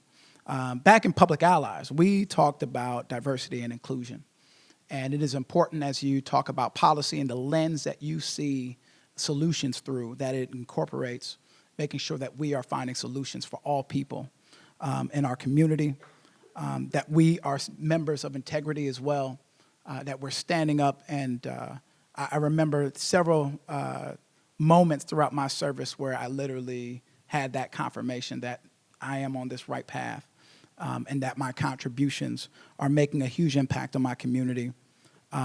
One of the other values is focusing on assets. I think a number of us, before we started our service, have been lost in some way, right? You had no idea what you really wanted to do or where you really were about to go, and you had a chance to do something new.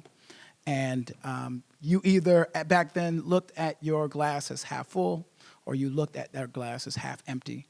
And I can say from experience, I was a student at UW Milwaukee. I was in the architecture program because I didn't see any black architects. Architecture is one of the least diverse fields in the country, at 1% of any people of color in that field. And it just wasn't the passion, the program for me, especially seeing all the other students kill me in those projects. Like, oh man, it was crazy. But it was important for me to recognize that if there might be something else that's really calling on my life. And I had a chance to work with Urban Underground up until that point as a member, as a young member, youth member, but not as a staff, not as someone that actually helps to coordinate young people working on youth-led social change efforts around locally and around the country.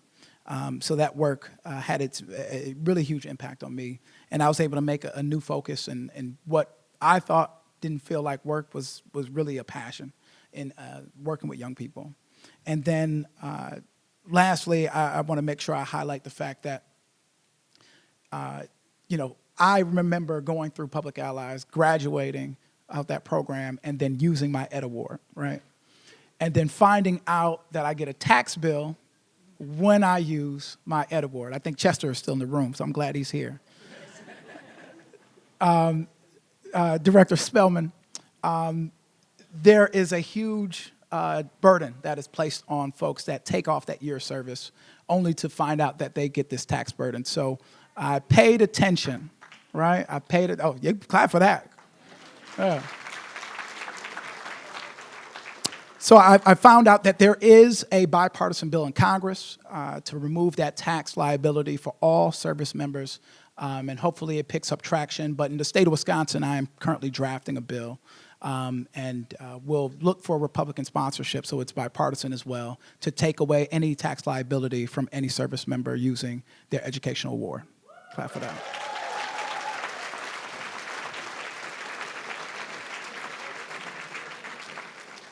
One of the things I really appreciate about the AmeriCorps pledge is that it strikes out at me as the first line says, "I will get things done for America." And when we run for public office, usually it's like Moore for Congress, Barnes for Lieutenant Governor, Bowen for State Representative.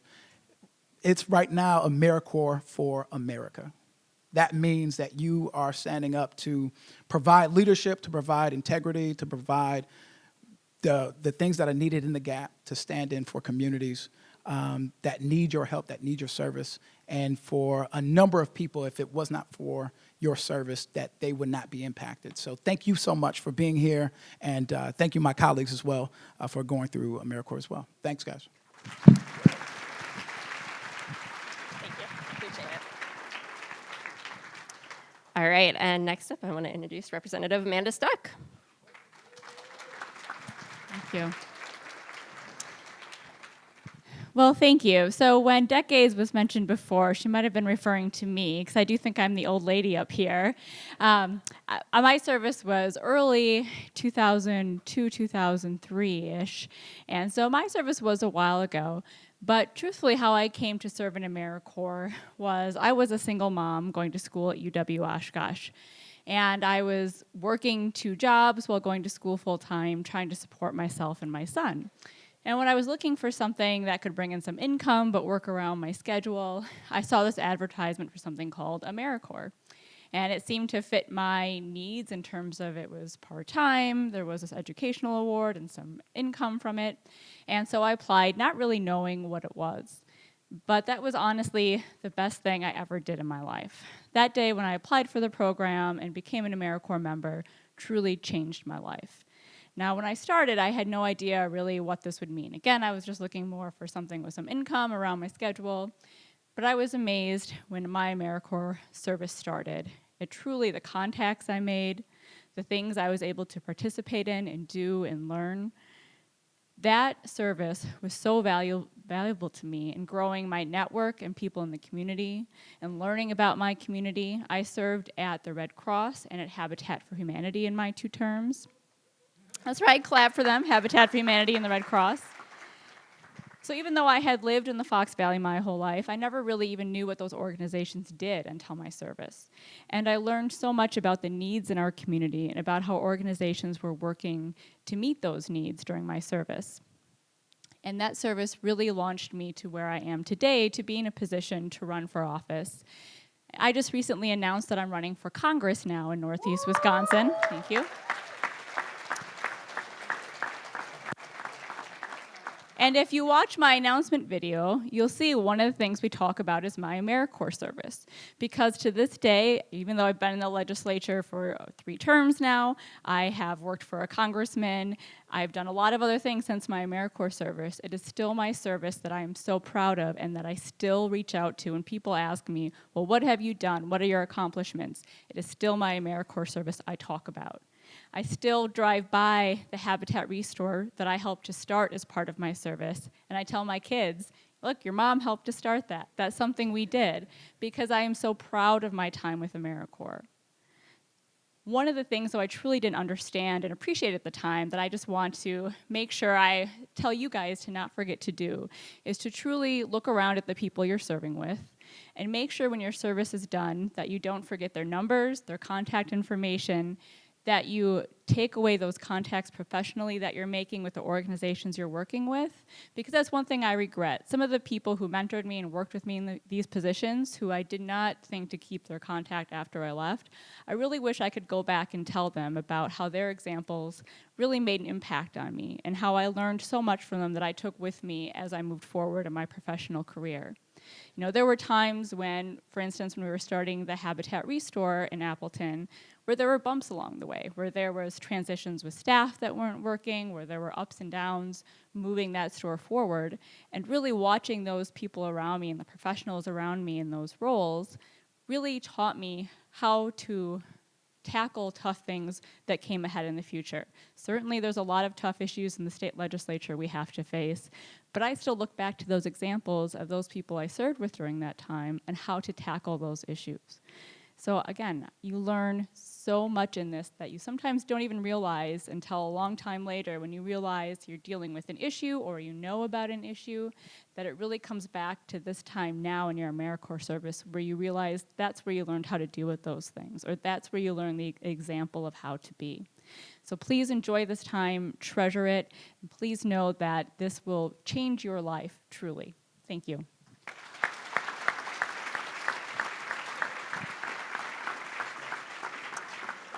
All right, and Representative David Crowley. Good afternoon. All right, I feel like I'm in front of a classroom. Representative David Crowley, I've been in the state legislature this is my 2nd term. I'm also chair of the Milwaukee delegation.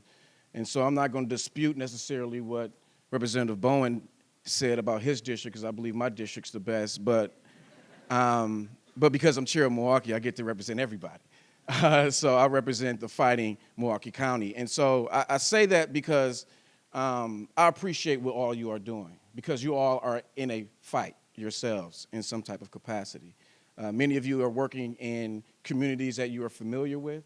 Some of you are working in areas that you're not. But that's a good thing. Because I remember, and I'm here to talk about my memorable moment. I say that because when I got into Public Allies, shout out to PA, I did it right after high school. I didn't know what I wanted to do. I thought I was going to be a police officer. I quickly decided no. I was going to go to college. I was going to go to Alcorn State, which is a HBCU. And if you know anything about HBCUs, the worst place you want to go to is the financial aid office. And so I didn't have the money to go to college, so I went directly into Public Allies, where my first job was to help people who have been incarcerated find employment and housing when they are released. Imagine doing that right after high school. Imagine that. But also imagine being 18 years old and working with a bunch of people that you never thought you were capable of working with, because you see a wide range of backgrounds in this arena. But one of the things that I quickly realized as being an 18-year-old, I had to speak up. I had to talk about the issues and bring my perspective. But I was also in a program where many individuals were much older than me. So you can just imagine nobody was listening to the young knucklehead. And the most memorable moment, the one thing that Public Allies taught me, especially with the fact that we work in these communities, we develop perspectives. But it was a training called ABCD. Does anybody know what that stands for? Well, a few of us. But it stands for Asset-Based Community Development. And many of us, we tackle many issues based off of what's the problem versus focusing on the assets in the communities that we are actually working in. And sometimes when you're doing this work, especially at the age of 18, it was a headache. So I was wondering how I'm going to focus on ABCD when I need to be focusing on ABCD within myself. And that was a teachable moment. Because while you're doing this work, you're going to see how you affect many people. You're going to see the lives that you touch. But it's important to understand what you brought to the table and what others bring to the table and build upon that. Because it's not going to be easy. And I can say that for the Public Allies folks, but I don't want to go too much in depth because they have no clue what they're going to put themselves through.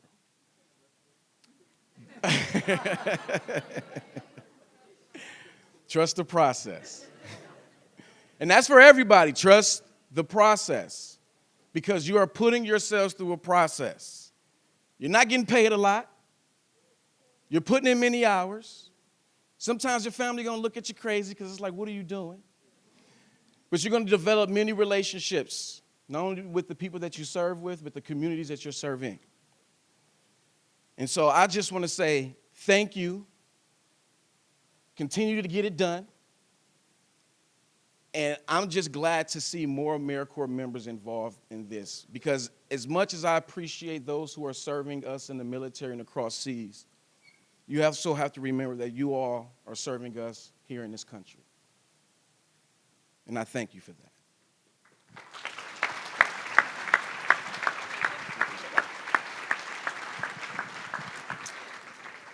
All right, next up we have Tawsif Anam with Senator Ron Johnson's office.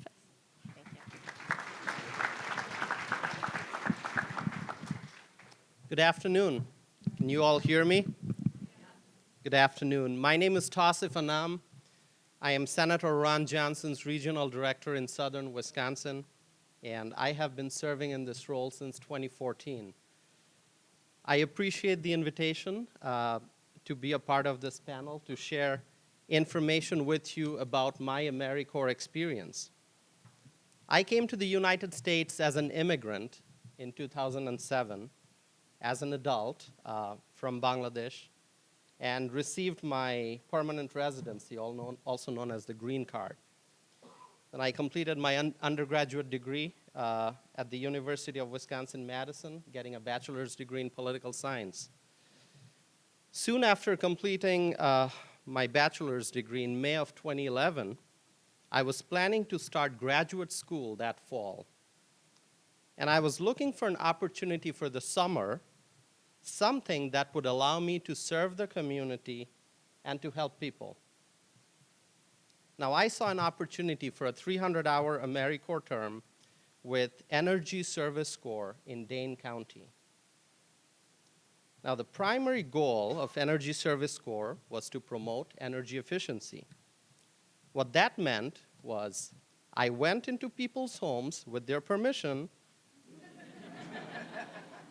to do an energy efficiency survey, which means going around the house, every corner, checking their windows, water heater, faucet, furnace, insulation, thermostat settings, so on and so forth. And at the end, I would provide people with recommendations on what changes they needed to make their homes more energy efficient. Some of that was behavioral changes, such as if you're not charging your phone, unplug the charger. And other changes were big home improvement projects if you needed to, if your windows were old and you needed to replace them. And if that was the case, I would provide them with information on where financial assistance was available to complete those projects. Now, I was working in Dane County, and so we wanted to get as many of these surveys done as we could. Now, one big barrier in doing that was you had to convince people so that they let you into their home so you can go and survey the entire house. And so I came up with a plan for strategic outreach. While we were doing these surveys countywide, I wanted to focus my efforts on a specific community, and it was the city of Middleton. So I partnered with the city, and we went and did an energy efficiency survey of the Middleton mayor's house. So you see me there with the mayor. This is Mayor Kurt Sonnentag. He's now the former mayor. And during that visit, a reporter from Middleton Times-Tribune came and took pictures and then wrote up a story, which was then published in the newspaper, which is where that came from. News article with my quote and my photo with the mayor standing in his kitchen doing a survey. And so what that did was it helped develop trust in the community. And from that point onwards, we were getting contacted by people living in the Middleton community, and they were requesting our volunteers to go and also do a free home survey. And so that worked well. Now, I also attended a Chamber of Commerce meeting in Middleton. It's a monthly meeting that brings over 100 people, sometimes 150, I think. And I did a presentation on how we can help community members save money on their energy bills free of charge. They didn't need to pay us anything. It was a free service. And that also worked well. And then, in addition, I also did an energy survey of one of the Middleton City Councilor's house. And so we did all this work, and it was great. Now I will tell you about the relationship building aspect of the work. The relationships that you build during your service with AmeriCorps can last for a long time, well beyond after you've completed being an AmeriCorps member. So fast forward to what I do now. Now I'm a naturalized United States citizen. I do outreach still for Senator Ron Johnson, and I try to help constituents by solving problems pertaining to federal agencies.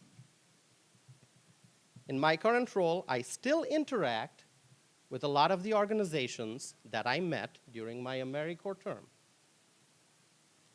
And so just earlier this month, Senator Johnson was in Dane County, and he held a Q&A session with members and guests of the Middleton Chamber of Commerce. It was a Chamber of Commerce event. And some of the people I had met back then in 2011 are still there. And one of the attendees at the event is the current mayor of Middleton. His name is Gurdeep Brar. Remember I told you that I did a home energy survey of one of the Middleton city councilor's house? That city councilor is now the current mayor. And so, you know, I reminded him that I went to his house several years ago as an AmeriCorps member, and he was very kind and gracious and served my fellow volunteers and me with blackberry cobbler and talked to us about his background. He's also an immigrant from India. And I'm still interacting with him. Obviously, I have a different role. He has a different role. But we still remember how we first met, and that relationship has lasted. I was serving the community back then as an AmeriCorps member.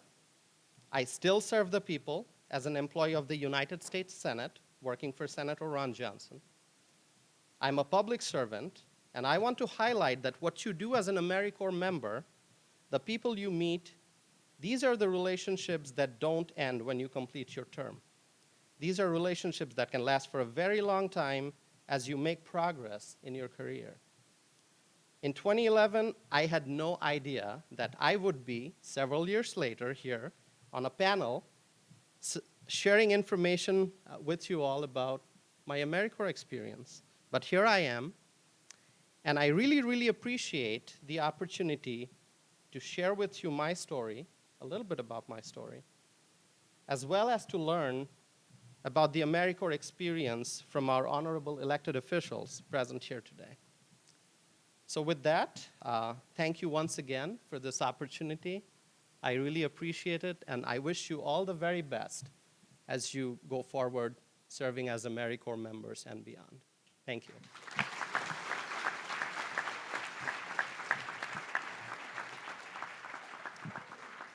All right, and last but certainly not least, Representative Jonathan Brostoff.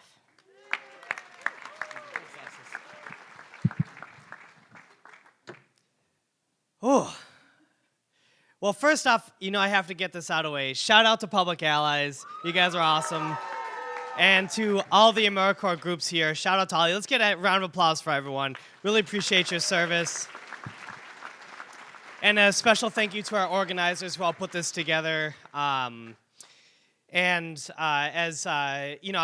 just have to say, my year of AmeriCorps and Public Allies was by far the best working year of my life, and I've had a lot of different jobs, so that's saying a lot, and I really, really just want to say how special of an opportunity this is and how wonderful a program AmeriCorps is and what it means as a country to dedicate that year of service or so just to making the world a better place, and truly what a special concept that is. But I really want to start off by talking about another incredibly special thing in my life. And I'd like to get a bless up from the audience on this. So I have, today is what day? It's October 11th, right? So today, 8 months ago, my first son was born, baby Boaz. So can I get a bless up for baby Boaz? Let's hear a bless up. And it's as much as AmeriCorps changed my life, baby Boaz, little brave Boaz, has completely changed my life as well. And I learn from him every single day. It's completely transformative. And any parents out there, you know what I'm talking about. He's not a teenager yet, so we'll see. But for now, it's amazing. I hear all sorts of stories about what's to come, but it's amazing. It's the best job ever.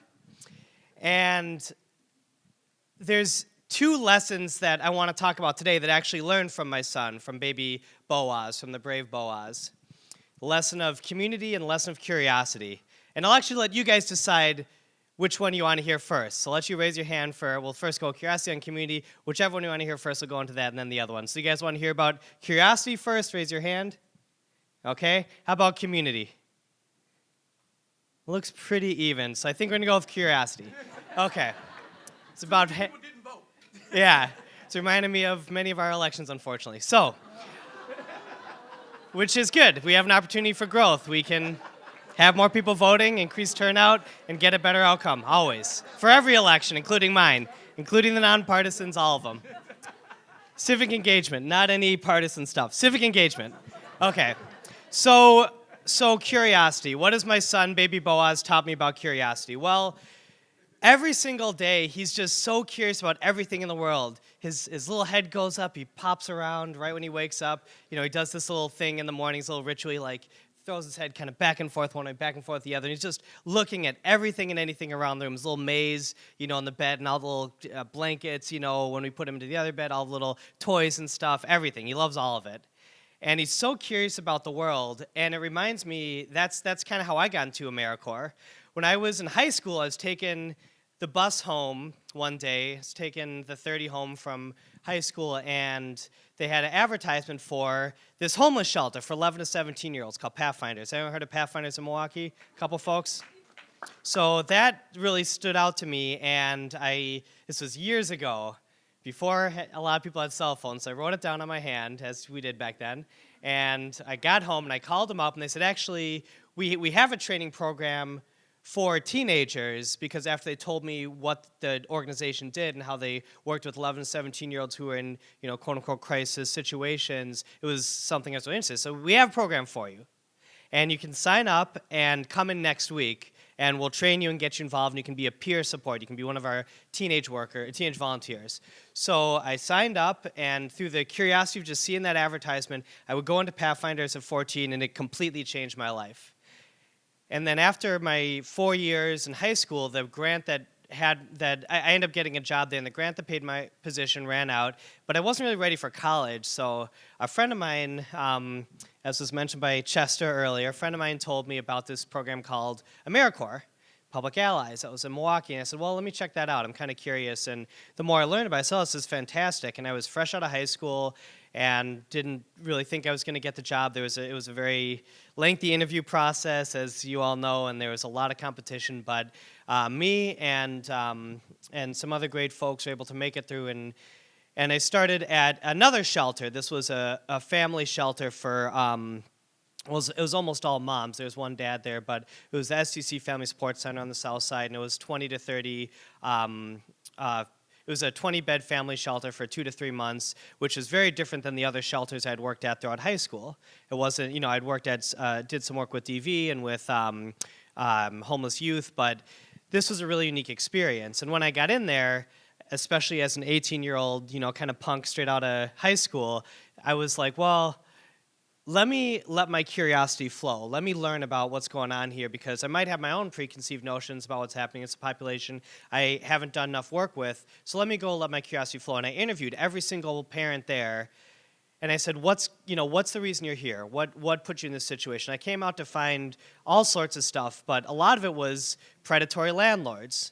So we got another public ally of mine who's working at Legal Action to come bring her boss and bring some lawyers to give free legal advice, because a lot of people didn't know, for example, in Wisconsin, it's got to be at least 68 degrees in the winter, stuff like that, for example. So anyway, there's all sorts of programming I was able to start up because I let my curiosity flow. I didn't assume I knew what was going on with all the people and stuff like that. I said, what's with you? What's with you? What's with you? Went with every single person there, talked to them at length about all their stories. And quite frankly, for a lot of the folks there in the shelters that they had been through, it was actually kind of a good experience for them too, because they didn't have people who wanted to hear their stories. It was much more like kind of like a factory where you just get churned through the system, as opposed to people actually recognizing your humanity. So that curiosity really helped me in that situation. I was able to develop some long-lasting programming that went even after I was gone, and it was just great experience.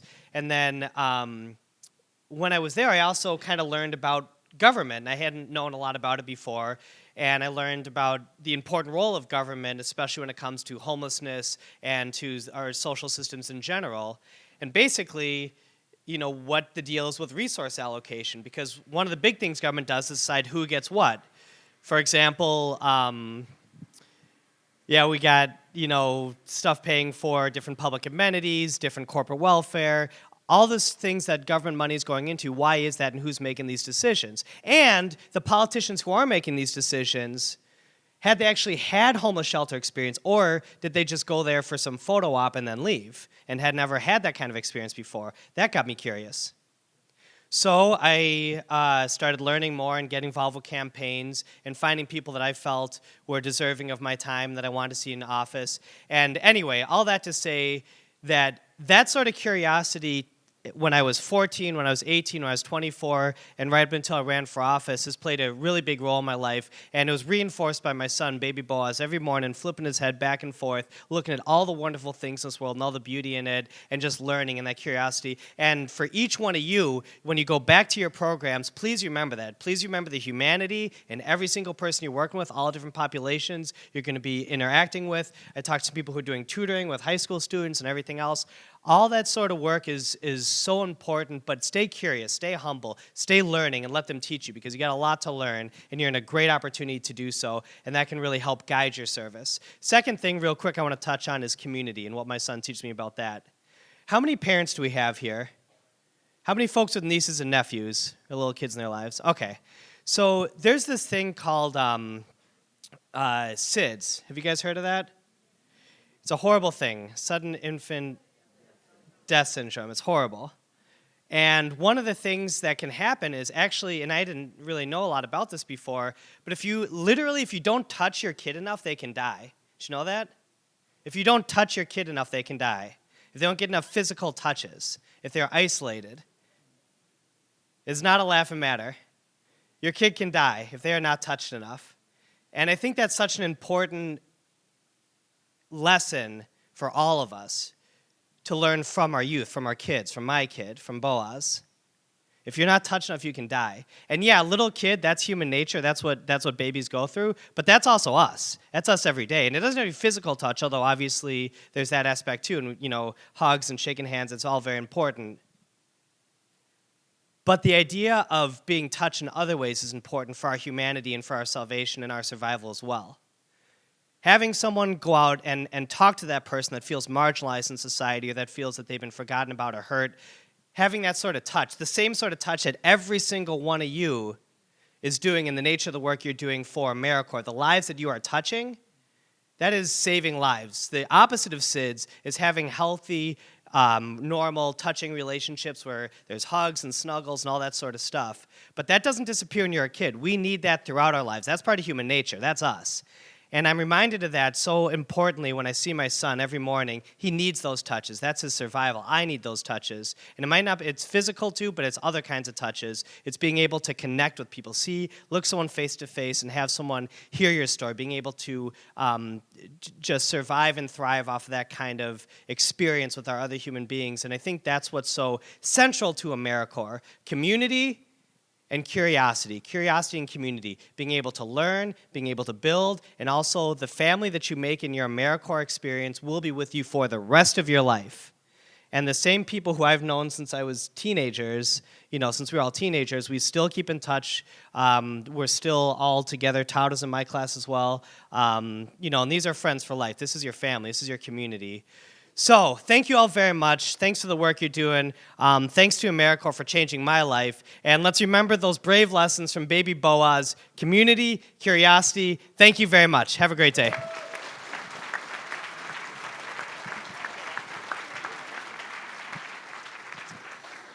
All right, so we've got about 10 minutes available for question and answer. Does anyone have any particular questions? And if so, if you could raise your hand. I only have the one mic. If you could ask when you have it, if it's directed at a certain individual on the panel or if it's just in general for anyone to answer. Yeah. Can you go back to that picture and point out Yeah. There you go. Yeah. You guys see Todd right at the end? There's me in the middle next to Takara. That's me, and actually, and it's funny, Takara was also, we went to elementary school together. You see us holding hands. She's still one of our very best friends from elementary school. And there's Todd right at the end with his, before the grace, his youthful look, but he's still a young man. Awesome. Todd, let's give him a shout out to Todd. One of the best ever here. All right, any other questions for the panel? Yeah. If you can shout, you're good.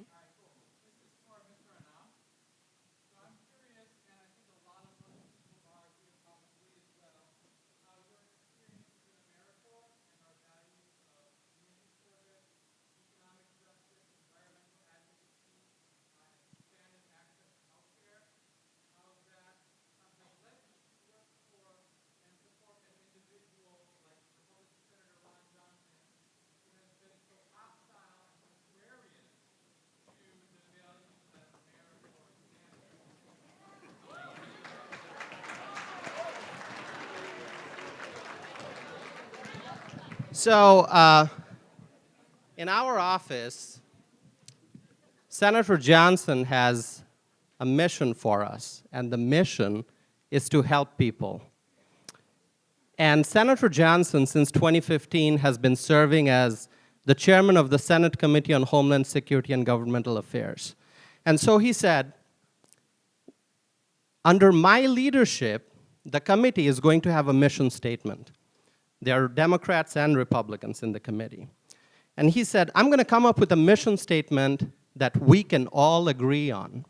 And whatever we do in that committee is going to be aimed at fulfilling that mission. So he came up with the mission to enhance the economic and national security of America. The economic and national security of America. All members in that committee agree on that. Now, you asked me about why I work for him. I told you that he has a mission for his staff, that is to help people. Now, part of my job in Senator Johnson's office is to be the liaison from our state office working with CMS, which is the Centers for Medicare and Medicaid Services. It is the agency that oversees the nation's Medicare and Medicaid programs, although Medicaid is state-run, but it's under federal guidelines. And so every day, when people reach out to our office and they need help, disabled individuals, senior citizens, parents taking care of their children, they run into a healthcare issue, they call our office. It is my job to make sure that I listen to all the details of their concerns, and I contact, because we are at the federal level, I contact the federal agency to open a congressional inquiry and see, Senator Johnson's constituent is going through this problem. Can you review, hey, federal agency, CMS, can you review the issue and tell me why this person is being denied this certain benefit or is having this problem or a bill is not being paid? And so it's my job to make sure that happens. An individual underwent kidney transplant, going through a lot of healthcare issues, reached out to our office because something that Medicare had paid for him, Medicare came back saying, oops, we paid for this service, but this is actually not covered, so now we're sending you this bill because we're going to recoup the money, and it was over $2,000. I mean, it's not small change, it's over $2,000. And this individual went through kidney transplant and is already going through lots of other issues. Contacted our office, I handled the case, I contacted CMS. They basically sent him a letter saying, your balance due is 0. Because somebody somewhere had made a mistake, and because our mission is to help people, and we pay attention to each and every person who's reaching out to our office for help. And I just gave you one small example from Medicare. We are helping veterans with VA cases. We are helping people with IRS issues. When people's homes are flooded and they are dealing with FEMA, which is Federal Emergency Management Authority, we are helping with those issues. We're helping farmers with USDA cases. We have dedicated caseworkers who are working to help people each and every day, sometimes even after hours. I do follow-up calls after 6 p.m. on a Friday evening because I know somebody is waiting for that answer. So I can talk to you in greater details, and I'd be happy to do that. So connect with me afterwards. But Senator Johnson is a citizen legislator, and our job is to help people, and that's what we focus on. So, thank you.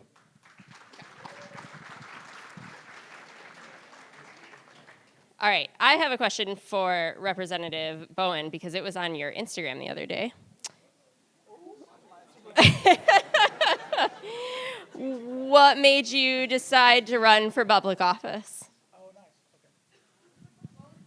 All right, the question is what encouraged me?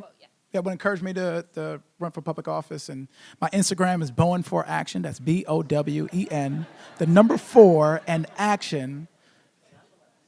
Link with me on Instagram.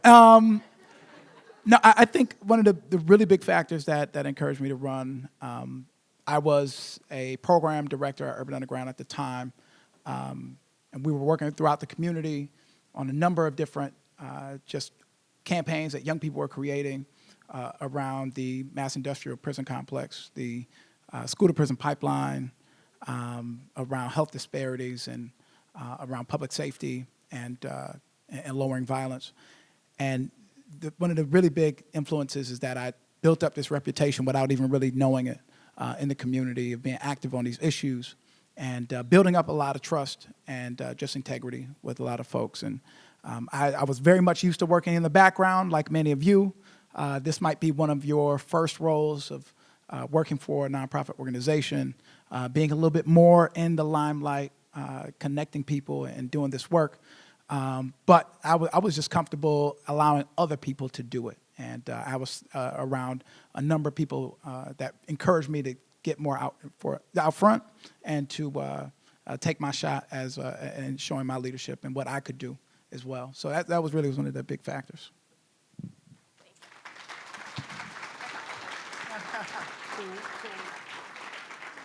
All right, and I will leave this up to whomever. What advice do you have for these members? And I think Representative Stuck, you spoke about this, that you had wished someone had told you when you were starting your AmeriCorps term. Yeah, of course you can. So one, oh, okay. Okay, I guess I got to stand up. Okay. Yeah. So one thing I would say, in addition to making sure that you do keep your contacts from your service, would be keep your pictures. Because I know when they reached out to me about a picture from my AmeriCorps service, I could not find one. And I actually reached back out to my old leaders to see if they had any from my time. And they said they would look, but they didn't think they still had anything from back then. So I would say keep your pictures. Anybody else? I mean, I kind of touched on it, but I mean, just being an AmeriCorps member, you have to trust the process. This is, I mean, it's, and I'm saying that because many people are going to be put in many situations where you're going to be uncomfortable, or it's going to be a teachable moment, and you know, you may be the one that is being snapped on, or you may be the one snapping on somebody. You have to utilize those opportunities. But and I say that because, like, it's sometimes it may get personal. But the people that you're doing this work with, I mean, they're in it with you. So you're going to develop many of the same values that you probably didn't have before. You're going to connect with people that you've never thought you'll connect with. And really trusting the whole process. And I'm only saying that from the public ally standpoint. I'm not sure about how all the other programs go, but I mean, it's also, I guess the other thing is, don't be afraid to be vulnerable at those moments. I mean, if you're not willing to open up, I mean, it's kind of hard to leave room for growth if you're not willing to actually open up. So trust the process. Don't be afraid to be vulnerable, and don't be afraid to tell somebody off when you need to. Okay. Yeah. I agree, and in fact, I wasn't going to speak on it, but David's comments made me think of something which, again, I'm completely we're both young fathers, so I'm wrapped around my mind around kids, but when you have little kids, you got to buy them new shoes all the time, right? You always got to buy new shoes. Why is that? Because they keep growing, and their little feet get uncomfortable with the old shoes. And what that means, if you're comfortable, you are not growing. But if you're growing, you are not comfortable. And we're living in a time when there's kind of like a weird thing in the zeitgeist right now where people are almost afraid to be uncomfortable. Or they take it as like such a personal offense and become so petty about it. Why? Being uncomfortable means you have an opportunity for growth. That's a good thing. Embrace that. And there were a lot of really hard moments in my AmeriCorps experience where I grew more than I ever thought I would. But that's not comfortable, and that's growth. And embrace that and be thankful for those opportunities. Because if you're just being comfortable, you're just doing what's easy, and you're not lifting that burden, then you are not doing yourself a favor, and you're not going to come out of this with all that you could and grow into the person that's going to be a full, kind of fully formed in areas that you could have. And like David said, trust the process, grow from it, embrace that uncomfortableness. And if someone makes you uncomfortable, dig into that. Why is that? What about that? Was that a hard truth you needed to hear at that moment? You know what I'm saying? Sometimes hard truths are hard, but they got to be spoken, and you got to be open to hearing them and trust the process. That's a great point from David. Thank you.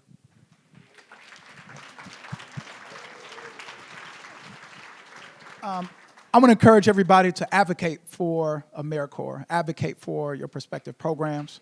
It's really important that lawmakers on both sides of the aisle, the only way that AmeriCorps is alive today and 1.1 million people have gone through this experience is because folks on both sides of the aisle saw the need to highlight service in America, in our communities across the country, with young people and now people of all ages engaged and working on the front lines of these issues and being supported with the resources of our country. So it's really important that we continue that, because you might be sitting in that seat now, but somebody else needs the opportunity to sit in that seat next.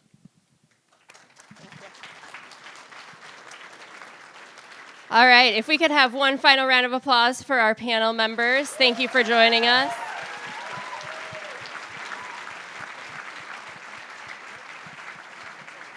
All right. Oh, we're going to do a picture.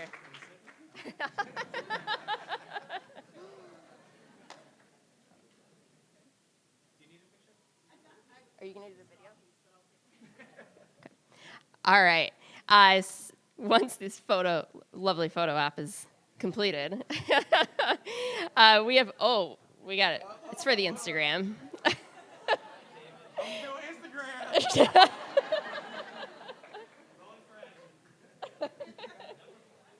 All right. So we have one more quick video for you all. We can do one more round of applause. That's fine. That's fine. Thank you so much.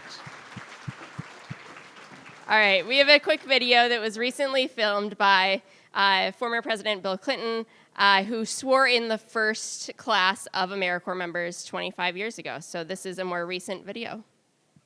25 years ago, a group of 20,000 Americans raised their right hand and pledged to get things done for America.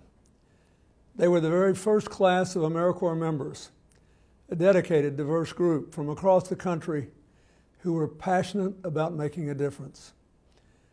To this day, I consider the creation of AmeriCorps one of the proudest achievements of my presidency and my life.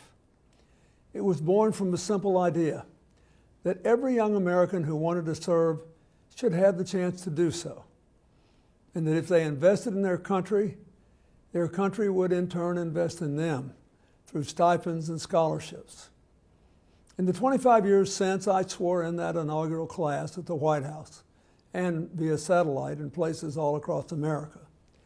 AmeriCorps members have more than lived up to their pledge. More than 1 million Americans have served over 1.5 billion hours and earned more than $3.6 billion in scholarships. They've been tutors, mentors, role models for students, helped communities recover from hurricanes, fires, and tornadoes, built trails, promoted energy efficiency, helped address the opioid epidemic, and much more.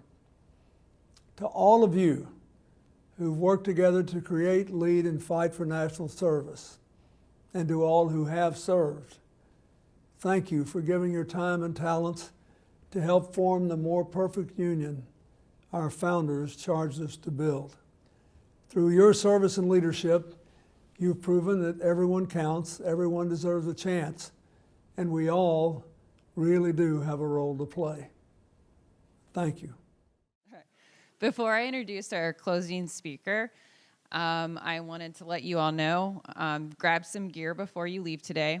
The AmeriCorps will still be going on. Feel free to go visit the rest of the zoo, and we will still have the photo booth, so take some more pictures. All right, last but not least, Ashley Lee, Executive Director, Public Allies Milwaukee.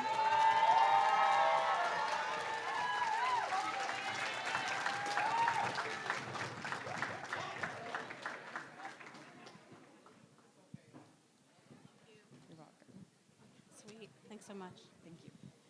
All right. I recognize that I am the person standing between you and Monkey Island, so I am going to make it very, very quick. I'm from Milwaukee, but also, and which is where my dad's family is from, but my mom is from central Wisconsin. So when I say that I really love the state of Wisconsin and all that it represents, from very large cities to very small rural communities, I really do believe that. And I think that the beauty of this room and this space is that we have people from across the state here today. In the 25 years since AmeriCorps was founded, folks have done incredible things. And my hope is that in the 25 years after the founding, we not only work to transform communities, but we work to transform ourselves, and that we take the time to understand how national service as a movement is changing. It's not about doing service in communities or on top of communities. It's about understanding people and really working to make sure that that sense of understanding drives the way we work with folks, and that we challenge one another to change the way we think about people and about ourselves. And so, today I hope that we can look past these well-designed logos you are wearing. They do look good. You know, I see the red jackets and the green shirts and the black T-shirts, and that's great, and that's fantastic. And you could spend the whole afternoon today, like, hanging out with folks from your organization, and you have a great day.